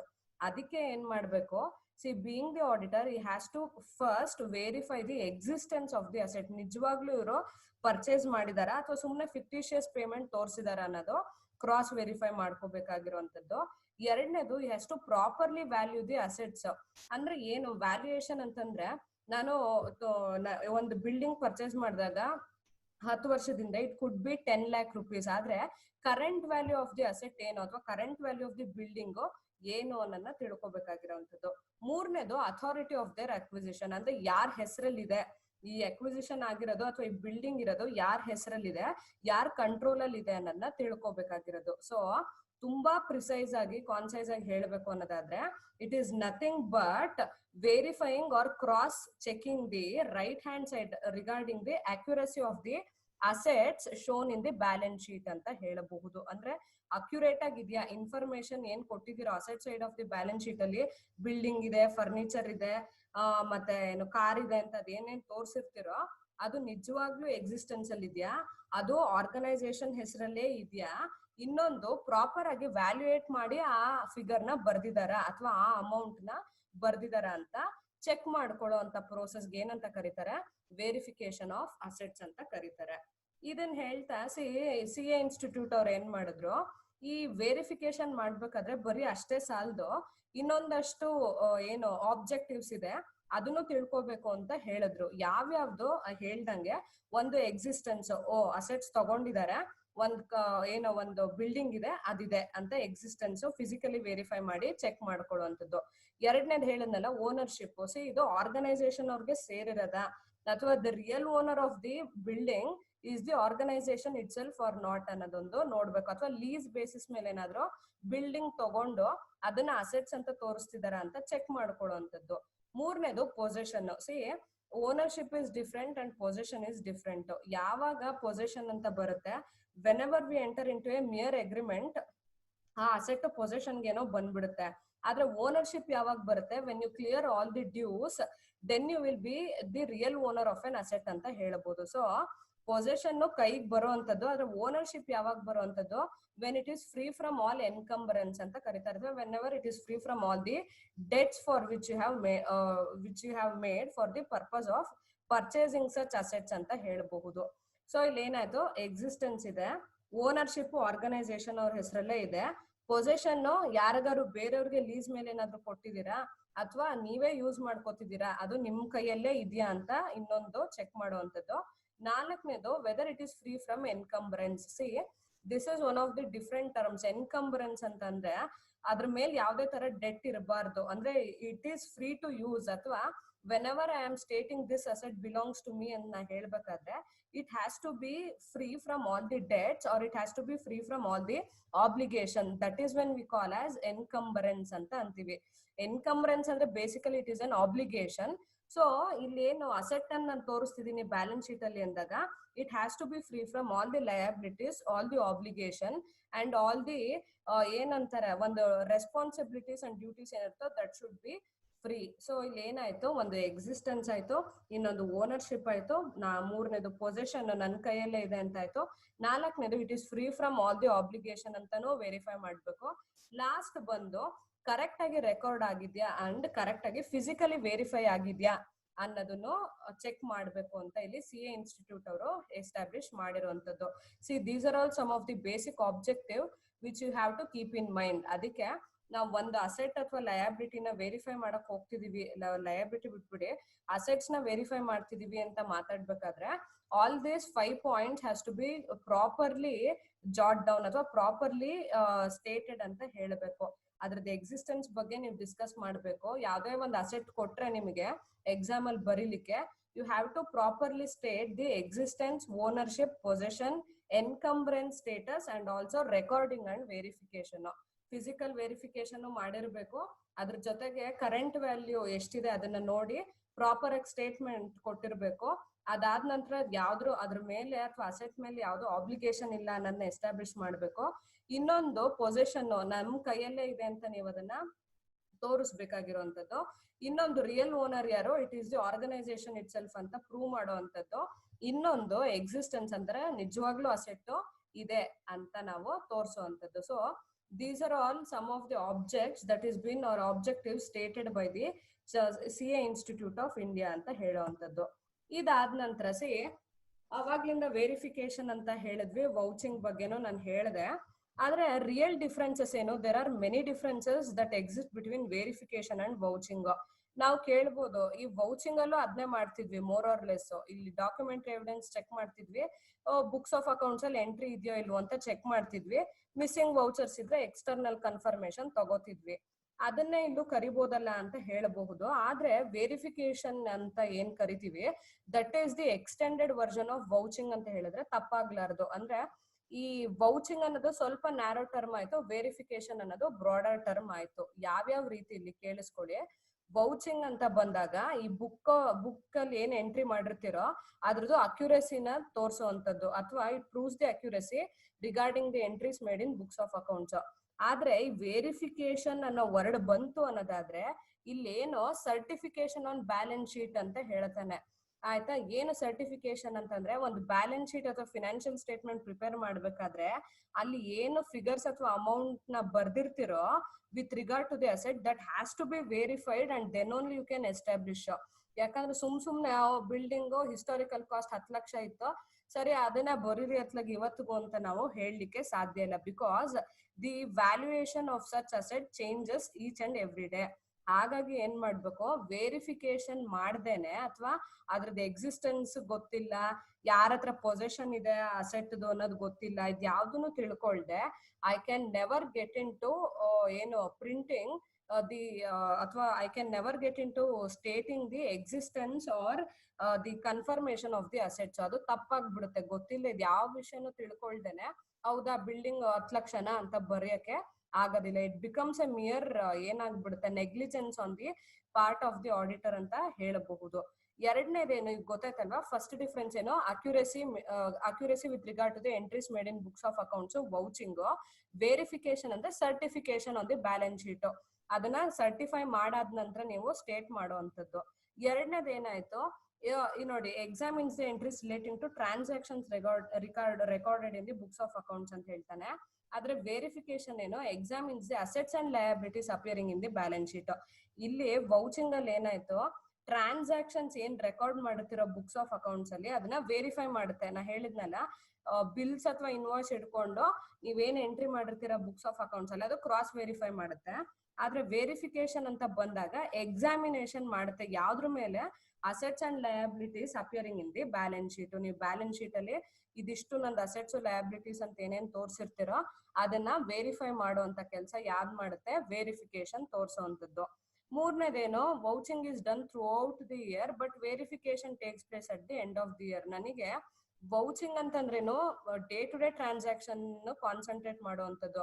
ಇವತ್ತಿಗೆ ಪರ್ಚೇಸ್ ಮಾಡಿದೆ, ಇವತ್ತಿಗೆ ಸೇಲ್ ಮಾಡಿದೆ, ಇವತ್ತಿಗೆ ಸ್ಟಾಕ್ ಇಷ್ಟಿತ್ತು, ಬಿಲ್ಸ್ ಅಂಡ್ ಇನ್ವಾಯ್ಸ್ ಇಷ್ಟು ಬಂತು, ನಾನು ಇಷ್ಟು ರಿಸಿಪ್ಟ್ ಕೊಟ್ಟೆ, ಅದನ್ನೇ ಎವ್ರಿ ಡೇ ನಾನು ಏನ್ ಮಾಡ್ಬೇಕು, ಟ್ರ್ಯಾಕ್ ಮಾಡ್ಬೇಕು. ಯಾಕಂದ್ರೆ ಅದು ಎಂಡ್ ಆಫ್ ದಿ ಇಯರ್ ಅಥವಾ ನಾವು ಒಂದು ಕ್ವಾರ್ಟರ್ ಬಂದು ಮಾಡುವಂತ ಕೆಲಸ ಅಲ್ಲ. ಆದ್ರೆ ವೆರಿಫಿಕೇಶನ್ ಅಂತ ಬಂದಾಗ ಇಟ್ ರಿಮೈನ್ಸ್ ದಿ ಸೇಮ್. ನೀವು ಬಿಲ್ಡಿಂಗ್ ಮೇಲೆ ಏನ್ ಟ್ರಾನ್ಸಾಕ್ಷನ್ ಮಾಡ್ಲಿಕ್ಕೆ ಸಾಧ್ಯ, ಅಥವಾ ಒಂದು ಏನು ನನ್ನ ಹತ್ರ ಕಾರ್ ಇತ್ತು, ಗಾಡಿ ಇತ್ತು, ಅದ್ರ ಮೇಲೆ ಏನು ಡೇ ಟು ಡೇ ಟ್ರಾನ್ಸಾಕ್ಷನ್ ಅಂತ ಏನು ಇರೋದಿಲ್ಲ. ಸೊ ಇಟ್ಸ್ ಓಕೆ, ಫರ್ನಿಚರ್ ಇರ್ಬೋದು, ಲ್ಯಾಂಡ್ ಅಂಡ್ ಬಿಲ್ಡಿಂಗ್ಸ್ ಇರಬಹುದು, ಅದನ್ನ ನಾನು ಏನ್ ಮಾಡ್ತೀನಿ, at the end of the year ಅಥವಾ ಆಡಿಟಿಂಗ್ ಫೈನಲೈಸೇಷನ್ ಟೈಮ್ ಅಲ್ಲಿ ಬಂದು ಅದನ್ನ ಒಂದ್ಸತಿ ಕ್ರಾಸ್ ವೆರಿಫಿಕೇಶನ್ ಮಾಡಿ ಈ ಆಬ್ಜೆಕ್ಟಿವ್ಸ್ ನೆಲ್ಲ ನಾನು ಸ್ಯಾಟಿಸ್ಫೈ ಮಾಡಿದೀನ ಅಂತ ಚೆಕ್ ಮಾಡಿ ಅದನ್ನ ಫಿನಾನ್ಷಿಯಲ್ ಸ್ಟೇಟ್ಮೆಂಟ್ ಅಲ್ಲಿ ತೋರಿಸುವಂತದ್ದು. So vouching throughout the year ಇರುತ್ತೆ, ವೆರಿಫಿಕೇಶನ್ ಏನಾಗುತ್ತೆ at the end of the year ಬರುತ್ತೆ. ಇದಾದ ನಂತರ ಡಾಕ್ಯುಮೆಂಟ್ರಿ ಎಕ್ಸಾಮಿನೇಷನ್ ಯಾವುದು, ವೌಚಿಂಗ್ ಮಾಡುವಂತದ್ದು. ಆದ್ರೆ ಈ ವೆರಿಫಿಕೇಶನ್ ಏನು, personal as well as documentary examination. See vouching ಬಂದಾಗ ನಾವ್ ಏನ್ ನೋಡ್ತೀವಿ, ಬಿಲ್ಸ್ ಅಂಡ್ ಇನ್ವಾಯ್ಸ್ ನ ಚೆಕ್ ಮಾಡ್ತೀವಿ. It is basically documentary evidence. ಅದನ್ನ ನೋಡಾದ್ಮೇಲೂ ನಾವು ಎಲ್ಲಿ ಪರ್ಚೇಸ್ ಮಾಡಿರ್ತೀವಿ, ಯಾರಿಗ್ ಸೇಲ್ ಮಾಡಿರ್ತೀವಿ ಅಂತವ್ರ ಹತ್ರ ಹೋಗಿ ಫಿಸಿಕಲ್ ಆಗಿ ಹೌದಾ ಬಂತ ತೋರ್ಸಿ ಅಂತ ಕೇಳಕ್ಕೆ ಸಾಧ್ಯ ಇಲ್ಲ. So mere examination of documentary evidence can be called as vouching. ಆದ್ರೆ ಈ ವೆರಿಫಿಕೇಶನ್ ಅಂತ ಬಂದಾಗ ನಾನು ಫರ್ನಿಚರ್ ತಗೊಂಡಿದೀನಿ ಅಂತ ಅಲ್ಲಿ ತೋರಿಸಿದ್ರೆ it is possible to go and check the furniture. ಹೌದಲ್ವೋ, ಇದೇನ್ರಿ ತಗೊಂಡಿದ್ದು, ಆ ಬಿಲ್ಸ್ ಅಂಡ್ ಇನ್ವಾಯ್ಸ್ ಇರುತ್ತೆ, ಅದನ್ನ ನೋಡಿ ಈ ಫರ್ನಿಚರ್ ಏನ ನೀವು ತಗೊಂಡಿದ್ದು ಅಂತ ಪರ್ಸನಲ್ ಆಗಿ ಹೋಗಿ ಚೆಕ್ ಮಾಡಬಹುದು. ಸೊ ಇಲ್ಲಿ ಏನಾಯ್ತು, ಬಿಲ್ಸ್ ಅಂಡ್ ಇನ್ವಾಯ್ಸ್ ಸಿಗುತ್ತೆ. ಯಾವ್ದಕ್ಕೆ, ಫರ್ನಿಚರ್ ತಗೊಂಡಿದ್ದಾಗ್ಲಿ ಅಥವಾ ಲ್ಯಾಂಡ್ ಅಂಡ್ ಬಿಲ್ಡಿಂಗ್ ಪರ್ಚೇಸ್ ಮಾಡಿದ್ದಾಗ್ಲಿ, ಸೇಲ್ ಮಾಡಿದ್ದಾಗ್ಲಿ, ಅದಕ್ಕೆಲ್ಲ ಪ್ರಾಪರ್ ಆಗಿ ಡಾಕ್ಯುಮೆಂಟೇಶನ್ ಇರುತ್ತೆ. ನೀವು ಅದನ್ನೂ ನೋಡಿ ಅದಾದ ನಂತರ ಅದ್ರದ್ದು ಎಕ್ಸಿಸ್ಟೆನ್ಸ್ ನೀವು ಇನ್ ಪರ್ಸನ್ ಹೋಗಿ ಚೆಕ್ ಮಾಡ್ತೀರಾ. So that is how verification is much more broader when compare to that of vouching ಅಂತ ಹೇಳಬಹುದು. ಇಲ್ಲೇನಾಯ್ತು next, it does not include verification. ನಾ ಹೇಳದ್ನಲ್ಲ, ವೌಚಿಂಗ್ ಅಲ್ಲಿ ಹೋಗಿ ಯಾರು ಫಿಸಿಕಲಿ ವೆರಿಫೈ ಮಾಡಕ್ ಸಾಧ್ಯನೇ ಇಲ್ಲ. ದಿನಕ್ಕೆ ನೂರಾರು ಟ್ರಾನ್ಸಾಕ್ಷನ್ ನಡೀತಿರ್ತವೆ. ಆತರ ಫಿಸಿಕಲಿ ವೆರಿಫೈ ಮಾಡ್ತಾ ಕೂತ್ರೆ ಇಟ್ ಬಿಕಮ್ಸ್ ನೆವರ್ ಎಂಡಿಂಗ್, ಅಥವಾ ಅದಕ್ಕೆ ಒಂದು ಪ್ಯಾನಲ್ ಆಫ್ ಟೀಮ್ ನ ತಗೊಂಡ್ಬೇಕಾಗುತ್ತೆ. ಆದ್ರೆ ವೆರಿಫಿಕೇಶನ್ ಅಂತ ಬಂದಾಗ ಇಟ್ ಈಸ್ ಪಾಸಿಬಲ್, ಯಾವ್ಯಾವ ಅಸೆಟ್ಸ್ ಏನೇನ್ ಲಯಬಿಲಿಟೀಸ್ ಎಕ್ಸಿಸ್ಟೆನ್ಸ್ ಇದೆ ಅದನ್ನ ಫಿಸಿಕಲಿ ವೆರಿಫೈ ಮಾಡಬಹುದು. ಯಾಕಂದ್ರೆ it is tangible asset and you could see it. ತಗೊಂಡಿದ್ದೆ ಆದ್ರೆ you could properly see it and you can establish a proper confirmation regarding. ಇದಾದ ನಂತರ ಲಾಸ್ಟ್ ಪಾಯಿಂಟ್ ಏನು, vouching is normally done by audit assistants. ಯಾವಾಗ್ಲೂ ಆಡಿಟರೇ ಮಾಡ್ಬೇಕು vouching ನ ಅಂತ ಏನಿಲ್ಲ. ಅದಕ್ಕೆ ಹೇಳ್ತೀನಲ್ಲ, ಆಡಿಟ್ ಅಸಿಸ್ಟೆಂಟ್ಸ್, ಆರ್ಟಿಕಲ್ ಅಸಿಸ್ಟೆಂಟ್ಸ್ ಯಾಕಿರ್ತಾರೆ, the very first chapter in the auditing is vouching. First ಬಂದ ತಕ್ಷಣ ಅವ್ರಿಗೆ ಏನ್ ಕೆಲಸ ಕೊಡ್ತಾರೆ, ಕೂರ್ಸಿ ಬಿಲ್ಸ್ ಅಂಡ್ ಇನ್ವಾಯ್ಸ್ ನ ಟಿಕ್ ಮಾಡೋ ಅಂತ ಕೆಲಸ ಕೊಡ್ತಾರೆ. ಸೊ ಆ ಟಿಕ್ ಮಾಡ್ತಾ ಕೂತಾಗ ಏನಾಗುತ್ತೆ, ದೇರ್ ಇಸ್ ಎ ಏನೋ ಒಂಥರ ಗ್ರಾಜುಯಲ್ ಅಪ್ಲಿಫ್ಟ್ಮೆಂಟ್ ಅಂತ ಕರಿಬಹುದು. Okay, regarding creating relationship between the documentary evidence with that of entries made in books of accounts. ಈ ಆರ್ಟಿಕಲ್ ಅಸಿಸ್ಟೆಂಟ್, ಆಡಿಟ್ ಅಸಿಸ್ಟೆಂಟ್ ಏನಿರ್ತಾರೆ ಅವ್ರುಗಳು ಸಾಮಾನ್ಯವಾಗಿ ವೌಚಿಂಗ್ ಮಾಡಿ ಅದ್ರದ್ದು ರಿಪೋರ್ಟ್ ಕೊಡ್ತಾರೆ. ಅಲ್ಟಿಮೇಟ್ಲಿ ಫೈನಲೈಸ್ ಮಾಡೋದು ಯಾರು, it is the auditor by signing the audit report. ಇಲ್ಲಿ verification ಅಂತ ಬಂದಾಗ ಅವನು ನಿಯರ್ ನೆಗ್ಲಿಜೆನ್ಸ್ ತೋರ್ಸ್ಲಿಕ್ಕೆ ಆಗಲ್ಲ, ಅಥವಾ ಈ cannot rely on any other audit assistants. ಅವನೇ ಖುದ್ದಾಗಿ ಹೋಗಿ ಆ ಅಸೆಟ್ಸ್ ಏನಿದೆಯೋ ಅದನ್ನ ಫಿಸಿಕಲಿ ವೆರಿಫೈ ಮಾಡ್ಬೇಕು. ಡಾಕ್ಯುಮೆಂಟರಿ ಎವಿಡೆನ್ಸಸ್ ಏನಿರುತ್ತೆ ರಿಗಾರ್ಡಿಂಗ್ ಪರ್ಚೇಸ್ ಅಥವಾ ಸೇಲ್ ಆಫ್ ಸಚ್ ಅಸೆಟ್ಸ್ ಅದನ್ನು ಅವನು ಚೆಕ್ ಮಾಡಿ, ಅದಾದ ನಂತರ ಬ್ಯಾಲೆನ್ಸ್ ಶೀಟ್ ಅಲ್ಲಿ ಪ್ರಾಪರ್ ವ್ಯಾಲ್ಯೂಯೇಷನ್ ಮಾಡಿ ಆ ಫಿಗರ್ಸ್ ನ ತೋರಿಸುವಂತದ್ದು. ಅಥವಾ ಇದಿಷ್ಟು ಆರ್ಗನೈಸೇಷನ್ ಅವರೇ ಮಾಡಿದ್ರೆ then he has to properly give a certification, ಅಥವಾ ಅದಕ್ಕೊಂದು ಕನ್ಫರ್ಮೇಶನ್ ಕೊಡ್ತಾನೆ, ಹೌದು ಇವ್ರು ಏನೇನ್ ಸ್ಟೇಟ್ಮೆಂಟ್ ಪ್ರಿಪೇರ್ ಮಾಡಿದಾರೋ ಅದೆಲ್ಲ ಸರಿ ಇದೆ ಅಂತ ಒಂದು ಸರ್ಟಿಫಿಕೇಶನ್ ಕೊಡ್ತಾನೆ. So these are all some of the differences between verification and vouching.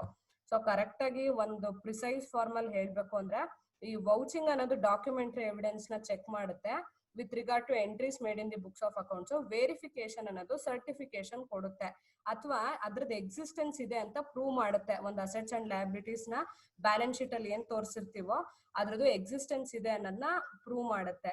ಇದಾದ ನಂತರ ವೌಚಿಂಗ್ ಏನು, ಡೇ ಟು ಡೇ ಅದು ಏನು it is done throughout the year. Day to day transaction ನ ಪ್ರಾಪರ್ ಆಗಿ ಟ್ರ್ಯಾಕ್ ಅಲ್ಲಿ ಇಟ್ಕೊಂಡಿರುತ್ತೆ. ಆದ್ರೆ ವೆರಿಫಿಕೇಶನ್ ಅಂತ ಬಂದಾಗ it is done at the end of the year.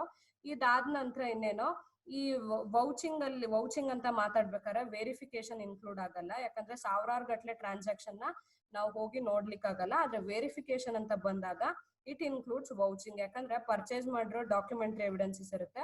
So ಅದನ್ನು ಚೆಕ್ ಮಾಡಿರ್ತಾರೆ ಯಾರು, ಆಡಿಟರ್ಸ್. ಇದಾದ ನಂತರ ವೌಚಿಂಗ್ ಯಾರು ಮಾಡ್ತಾರೆ, ಆಡಿಟ್ ಅಸಿಸ್ಟೆಂಟ್ಸ್ ಮಾಡಿರ್ತಾರೆ. ಈ ವೆರಿಫಿಕೇಶನ್ ಅನ್ನೋದನ್ನ ಆಡಿಟರೇ ಮಾಡಬೇಕು. So these are the thin line of difference that exist between verification and vouching. ಇದಾದ ನಂತರ ಅವಾಗ್ಲಿಂದ ವ್ಯಾಲ್ಯೂಯೇಷನ್ ಅಂಡ್ ವೆರಿಫಿಕೇಶನ್ ಅಂತಿದೆ. ಇಷ್ಟೋ ತನಕ ನಾವು ವೆರಿಫಿಕೇಶನ್ ಅಂದ್ರೆ ಏನು ಅನ್ನೋದನ್ನ ತಿಳ್ಕೊಂಡ್ವಿ. The next is valuation. So verification ಅಂದ್ರೆ ಏನು, ಕ್ರಾಸ್ ಕನ್ಫರ್ಮೇಶನ್ ಅಂತ ವೆರಿಫೈ ಮಾಡ್ತೀವಿ, ಎಕ್ಸಿಸ್ಟೆನ್ಸ್ ಅದ್ರದ್ದು ಪೊಸಿಷನ್ ಅಲ್ಲೇ ಇದೆಯಾ ಅಂತ ಚೆಕ್ ಮಾಡ್ತಿದ್ವಿ. ವ್ಯಾಲ್ಯೂಯೇಷನ್ ಅಂತ ಬಂದಾಗ there is a huge difference between verification and valuation. Thin line ಅಂತ ಇಲ್ವೇ ಇಲ್ಲ, ಇದು ಹ್ಯೂಜ್ ಡಿಫರೆನ್ಸ್. ಕೇಳಿಸ್ಕೊಳಕ್ಕೆ ಒಂಥರ ಪ್ರಾಸಪದ ತರ ಇದೆ, ಆದ್ರೆ ಅದಕ್ಕೆ ತುಂಬಾ ಏನಂತಾರೆ ಇನ್ ಡೆಪ್ತ್ ಮೀನಿಂಗ್ ಇರೋವಂಥದ್ದು. ವ್ಯಾಲ್ಯೂಯೇಷನ್ ಅಂತ ಅಂದಾಗ ಏನಿದು, it is nothing but the estimation of various assets and liabilities ಅಂತ ಹೇಳ್ತಾನೆ. ಏನಿದು estimating or estimation of various assets and liabilities ಅಂದ್ರೆ, ಇವತ್ತು ನಾನು ಅಸೆಟ್ಸ್ ಪರ್ಚೇಸ್ ಮಾಡಿದ್ರೆ ಅವಾಗ್ಲೇ ಹೇಳ್ದಂಗೆ let it be for 20 lakh rupees, ನಾಳೆಗೂ 20 lakh rupees ಇರುತ್ತೆ ಅನ್ನೋದು ತಪ್ಪು. ಯಾಕೆ, because of the various factor. Depreciation ಇರಬಹುದು, ವೇರ್ ಅಂಡ್ ಟೇರ್ ಇರಬಹುದು, ಇಲ್ಲ ಏನೋ ಇನ್ಫ್ಲೇಷನರಿ ಕಾಸ್ ಅಂಡ್ ಎಫೆಕ್ಟ್ ಇರಬಹುದು, ಆ ತರ ಎಕನಾಮಿಕಲ್ ಏನೋ ಇಂಡಿಕೇಟರ್ಸ್ ಏನೋ ಚೇಂಜ್ ಆಗುವಂತದ್ದು ಇರ್ಬೋದು. ಇವೆಲ್ಲಾ ಫ್ಯಾಕ್ಟರ್ಸ್ ಮೇಲೆ ಏನಾಗುತ್ತೆ, ಒಂದು ಅಸೆಟ್ ಅಥವಾ ಲಯಬಿಲಿಟೀಸ್ ಅಲ್ಲಿ ಅದರ ನಿಜವಾದ ಮೌಲ್ಯದಲ್ಲಿ ಏರುಪೇರಾಗುವಂಥದ್ದು. So that is called as valuation. ಅಂದ್ರೆ merely we are estimating its real value, or we are estimating its real quantum of the assets or liability. That is called as valuation. Proper ಆಗಿ measure ಮಾಡ್ತೀವಿ, ಇವತ್ತಿನ ಬೆಲೆ ಎಷ್ಟು ಅಂತ ತಿಳ್ಕೊಳ್ಳೋದನ್ನ ನಾವೇನಂತ ಕರಿತೀವಿ, valuation ಅಂತ ಕರಿತೀವಿ. ಏನು ಡ್ಯೂಟಿ ಆಫ್ ದಿ ಆಡಿಟರ್ ಏನ್ ಹೇಳ್ತಾನೆ ಇಲ್ಲಿ, ವ್ಯಾಲ್ಯೂಯೇಷನ್ ಅಂತ ಬಂದಾಗ ಡ್ಯೂಟಿ ಆಫ್ ದಿ ಆಡಿಟರ್ ಏನು, to confirm that assets and liabilities are appearing in the balance sheet exhibiting their proper and correct value ಅಂತ ಹೇಳ್ತಾರೆ. ಅಂದ್ರೆ ಏನು, ಬೇಸಿಕಲಿ ನಾನು ಏನ್ assets and liabilities financial statement ಅಥವಾ ಬ್ಯಾಲೆನ್ಸ್ ಶೀಟ್ ಅಲ್ಲಿ ತೋರಿಸಿರ್ತೀನೋ ಅದು ಕರೆಕ್ಟ್ ವ್ಯಾಲ್ಯೂ ಇದೆಯೋ ಇಲ್ವೋ ಅಂತ ಚೆಕ್ ಮಾಡೋ ಅಂತ ಕೆಲಸ ಯಾರ್ದು, ಆಡಿಟರ್ದು. ಬಿಕಾಸ್ ಅವ್ನ್ ಏನ್ ಮಾಡ್ಬೇಕು, even though is not a valuator, even though is not a valuator, but it is the duty of the auditor to get confirmed that today's value of this asset is so and so ಅಂತ ಅವನು ಒಂದು proper ಆಗಿ authenticated information ತಗೊಂಡು ಅದಾದ ನಂತರ he has to sign the financial statement or he has to certify the financial statement. ಇಲ್ಲ ಅಂದ್ರೆ ಏನಾಗೋಗುತ್ತೆ, ದಿ ಆರ್ಗನೈಸೇಷನ್ಸ್ ಏನೋ ಒಂಥರ ಫಿನಾನ್ಷಿಯಲ್ ಸ್ಟೇಟಸ್ ಪ್ರಾಪರ್ ಆಗಿ ಇಂಡಿಕೇಟ್ ಆಗಲ್ಲ. ಇಲ್ಲಿ ಎಲ್ಲೋ ಒಂಚೂರು ಏರುಪೇರ್ ಆದ್ರೂ ಏನಾಗುತ್ತೆ, ಫಿನಾನ್ಷಿಯಲ್ ಸ್ಟೇಟ್ಮೆಂಟ್ ಬಿಕಮ್ಸ್ ವೇಸ್ಟ್, ಯಾಕಂದ್ರೆ ಅದು ರಿಲಯಬಲ್ ಇರೋದಿಲ್ಲ. ಸೊ ಏನು, only when you give the true figures to the stakeholders or to the management, that is when you call has certified reports ಅಂತ ಕರೆಯುವಂಥದ್ದು. ಅಲ್ಲಿ ಪ್ರಾಪರ್ ಅಥೆಂಟಿಸಿಟಿ ಇರಬೇಕು, accuracy ಇರಬೇಕು. Let it be in verification, let it be in valuation. ಆ existence, position ಅದೆಲ್ಲ ತಿಳ್ಕೊಂಡ ನಂತರ auditor ಏನ್ ಮಾಡ್ಬೇಕು, ಆ ಅಸೆಟ್ಸ್ ಅಂಡ್ ಲಯಬಿಲಿಟೀಸ್ ಇವತ್ತಿನ ಬೆಲೆ ಏನು ಅನ್ನೋದನ್ನ ಪ್ರಾಪರ್ ಆಗಿ ತಿಳ್ಕೊಂಡು ಅದಾದ ನಂತರ ಸರ್ಟಿಫೈ ಮಾಡ್ಬೇಕಾಗಿರೋ ಅಂತದ್ದು. ಇದಾದ ನಂತರ ಏನು ಆಡಿಟರ್ಸ್ ಪೊಸಿಷನ್ ರಿಗಾರ್ಡಿಂಗ್ ವ್ಯಾಲ್ಯೂಯೇಷನ್, ಈಗ ಇಷ್ಟೋ ತನಕ ನೋಡಿದ್ವಿ ಈ ಆಡಿಟರ್ದ್ ಏನೇನು ಡ್ಯೂಟಿ ಅಥವಾ ಏನೇನು ಆಬ್ಲಿಗೇಷನ್ ಇದೆ whenever we are talking about verification ಅಥವಾ ವ್ಯಾಲ್ಯೂಯೇಷನ್ ಅಂತ ಬಂದಾಗ ಏನೇನೋ ಅವನ ಒಂದು ರೆಸ್ಪಾನ್ಸಿಬಿಲಿಟಿ ಏನು ಅನ್ನೋದಾದ್ರೆ, ಫಸ್ಟ್ ಒಬ್ಬ ವ್ಯಾಲ್ಯೂಯರ್ ಅಂತ ಇರ್ತಾನೆ. ಬಿಕಾಸ್ ಆಡಿಟರ್ಸ್ ಏನಾಗುತ್ತೆ, their core competency would be revolving around taxation ಇರ್ಬೋದು, ಆಡಿಟಿಂಗ್ ಇರ್ಬೋದು, ಪ್ರಿನ್ಸಿಪಲ್ಸ್ ಆಫ್ ದಿ ಆಡಿಟಿಂಗ್ ಇರ್ಬೋದು, ಇಲ್ಲ ಅಕೌಂಟೆನ್ಸಿ ಇರ್ಬೋದು. ಈ ತರ ಈ ನಮ್ಮ ಕಾಮರ್ಸ್ ರಿಲೇಟೆಡ್ ಸಬ್ಜೆಕ್ಟ್ ಬಿಟ್ಟು the auditor cannot be a certified valuer. ಅದಕ್ಕೆ ಅಂತಾನೆ ಬೇರೆ ಜನ ಇರ್ತಾರೆ, ಅವ್ರಿಗೆ ಗೊತ್ತಿರುತ್ತೆ. See after all valuing taking into consideration the inflationary cause and effects, ಈ ಅಸೆಟ್ ಅಥವಾ ಈ ಲಯಬಿಲಿಟಿ ಇವತ್ತಿಗೆ ಇಷ್ಟು ಅಂತ ಹೇಳೋರೆ ಬೇರೆಯವ್ರು ಇರ್ತಾರೆ. ಸೊ ಆಡಿಟರ್ ಏನ್ ಮಾಡ್ಬೇಕು, he has to get a certification from the certified valuers ಯಾರಿರ್ತಾರೋ ಅವರಿಂದ ಒಂದು ಸರ್ಟಿಫಿಕೇಶನ್ ತಗೋಬೇಕು. ಇವತ್ತಿಗೆ ಈ ಲ್ಯಾಂಡ್ ಅಂಡ್ ಬಿಲ್ಡಿಂಗ್ ಬೆಲೆ ಇಷ್ಟು ಅಂತ ಒಂದು ಸರ್ಟಿಫಿಕೇಶನ್ ತಗೊಂಡ ನಂತರ then he could proceed in preparation of the balance sheet. ಆದ್ರೂ ಏನಾಗುತ್ತೆ, ಎಕ್ಸ್ಪರ್ಟ್ ಒಪಿನಿಯನ್ ಇಲ್ಲದೆ auditor cannot make his own decision ಅಂತ ಹೇಳಬಹುದು. ಸೊ ಇಲ್ಲಿ ಏನ್ ಹೇಳ್ತಾನೆ, very first point, the auditor can obtain the certification of valuer and other competent person. Usually the assets are valued by responsible officials. ಇದಾದ ನಂತರ an auditor audits many of the companies and he can't be an expert to value all kinds of assets ಅಂತ ಹೇಳ್ತಾನೆ. ಅದೇ ಹೇಳ್ದಂಗೆ auditor ಪಾಪ ಅವನು expert ವ್ಯಾಲ್ಯೂಯರ್ ಆಗಿರೋದಿಲ್ಲ. ಅದಕ್ಕೆ ಏನ್ ಮಾಡ್ಬೇಕು, he has to obtain the professional services of the expert valuer and he has to take a certification from them regarding the real quantum or real amount of the assets is so and so ಅಂತ ಒಂದು ಕನ್ಫರ್ಮೇಶನ್ಗೆ documentation ತಗೋಬೇಕು. Next ಏನು, second point ಅದೇ ಹೇಳ್ತಿದ್ದಾನೆ, an auditor is not a valuer, ಸರಿ, and can't be expected to act as such. ಹೌದು, ಅವನು CA ಮಾಡಿರೋನು, we cannot expect him to be a certified valuer. It is not essential also and it does not come under the professional purview also. ಇದಾದ ನಂತರ ಏನು, all that he can do is to ascertain as far as possible the current values are fair and reasonable and are in accordance with accepted principles. ಅಂದ್ರೆ ಏನ್ ಹೇಳ್ತಾರೆ ಇಲ್ಲಿ, has for this ಏನು subject concern ಅಂತ ಬಂದಾಗ ಅವನು ಏನು ವ್ಯಾಲ್ಯೂಯರ್ ಏನ್ ಸರ್ಟಿಫಿಕೇಶನ್ ಕೊಟ್ಟಿರ್ತಾನೋ ಅದು ಓಕೆ, ಈ ಅಕ್ಸೆಪ್ಟೆಡ್ ಪ್ರಿನ್ಸಿಪಲ್ಸ್ ಏನಿದೆಯೋ ಅದ್ರ ಜೊತೆಗೆ ಕೋರಿಲೇಟ್ ಆಗುತ್ತೆ ಅನ್ನೋದನ್ನ ಮಾತ್ರ ಅವನು ಹೇಳಬಲ್ಲನೆ ಹೊರತು you cannot expect him to be a certified valuer ಅಂತ ಹೇಳ್ತಾರೆ ಅಷ್ಟೇ. ಫೇರ್ ಅಂಡ್ ರೀಸನಬಲ್ ಆಗಿದೆ, ಆ ಕರೆಂಟ್ ವ್ಯಾಲ್ಯೂ ಫಿಗರ್ಸ್ ಏನ್ ಕೊಟ್ಟಿರ್ತಾರೋ ಅದು ಫೇರ್ ಅಂಡ್ ರೀಸನಬಲ್ ಆಗಿದೆ ಅಂತ ಮಾತ್ರ ಅವ್ನು ಹೇಳಬಹುದೇ ಹೊರತು ಪಾಪ ಅವನ್ನೇ ನಾವು ಸರ್ಟಿಫೈಡ್ ವ್ಯಾಲ್ಯೂಯರ್ ಅಂತ ಕನ್ಸಿಡರ್ ಮಾಡ್ಲಿಕ್ಕೆ ಕಷ್ಟ. ಇದಾದ ನಂತರ ಮೂರನೇ ಪಾಯಿಂಟ್ ಏನೋ, it must be borne in mind that the actual valuation made by the officials who have a practical knowledge of assets and that an auditor's duty is confined to testing the valuation as far as he can and in this way satisfy himself with correctness of balance sheet position. However, he can't guarantee the accuracy of the valuation. ನೋಡಿ ಇಲ್ಲಿ ಏನ್ ಹೇಳ್ತಾನೆ, reliability ಬರುತ್ತೆ. ಏನು reliability, auditor he can rely on the figures or the current value of the asset which is given by the certified valuer ಅಷ್ಟೇ.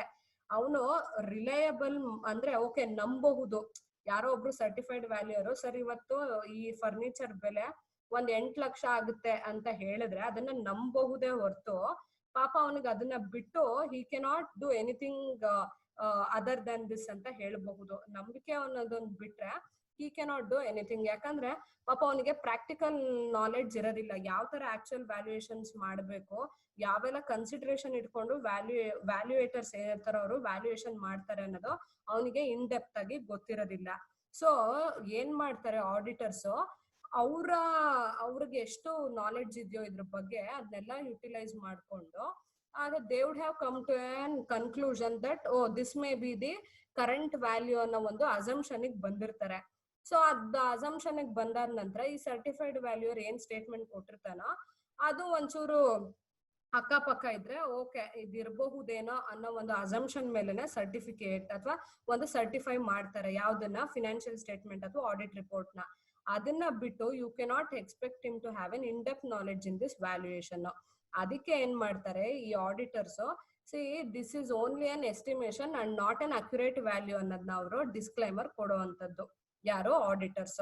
Because ಇಲ್ಲಿ ಏನೋ ಒಂಥರ ಅವ್ರಿಗೆ ಸೆಲ್ಫ್ ಸ್ಯಾಟಿಸ್ಫ್ಯಾಕ್ಷನ್ ಆಗ್ಬೇಕು, this could be the current value ಅಂತ. ಏನೋ ಒಂದು estimate ಅಥವಾ ಅಸಂಪ್ಷನ್ ಮೇಲೆ ಅವರು ಕೊಟ್ಟಿರ್ತಾರೆ, ಅದನ್ನ ನಂಬೇಕಾಗಿರುವಂತ ಪರಿಸ್ಥಿತಿ ಇಲ್ಲಿ ಬರುವಂತದ್ದು. ಲಾಸ್ಟ್ ಏನ್ ಹೇಳ್ತಾನೆ, in the absence of suspicious circumstances he can rely on the trusted officials of the company, but this will not relieve him from his responsibilities if assets are incorrectly valued. ನೋಡಿ, he should exercise reasonable care and skill analysis critically all the facts and satisfy himself that generally accepted accounting principles are followed. He should not certify that what he believes to be incorrect ಅಂತ ಹೇಳ್ತಾರೆ.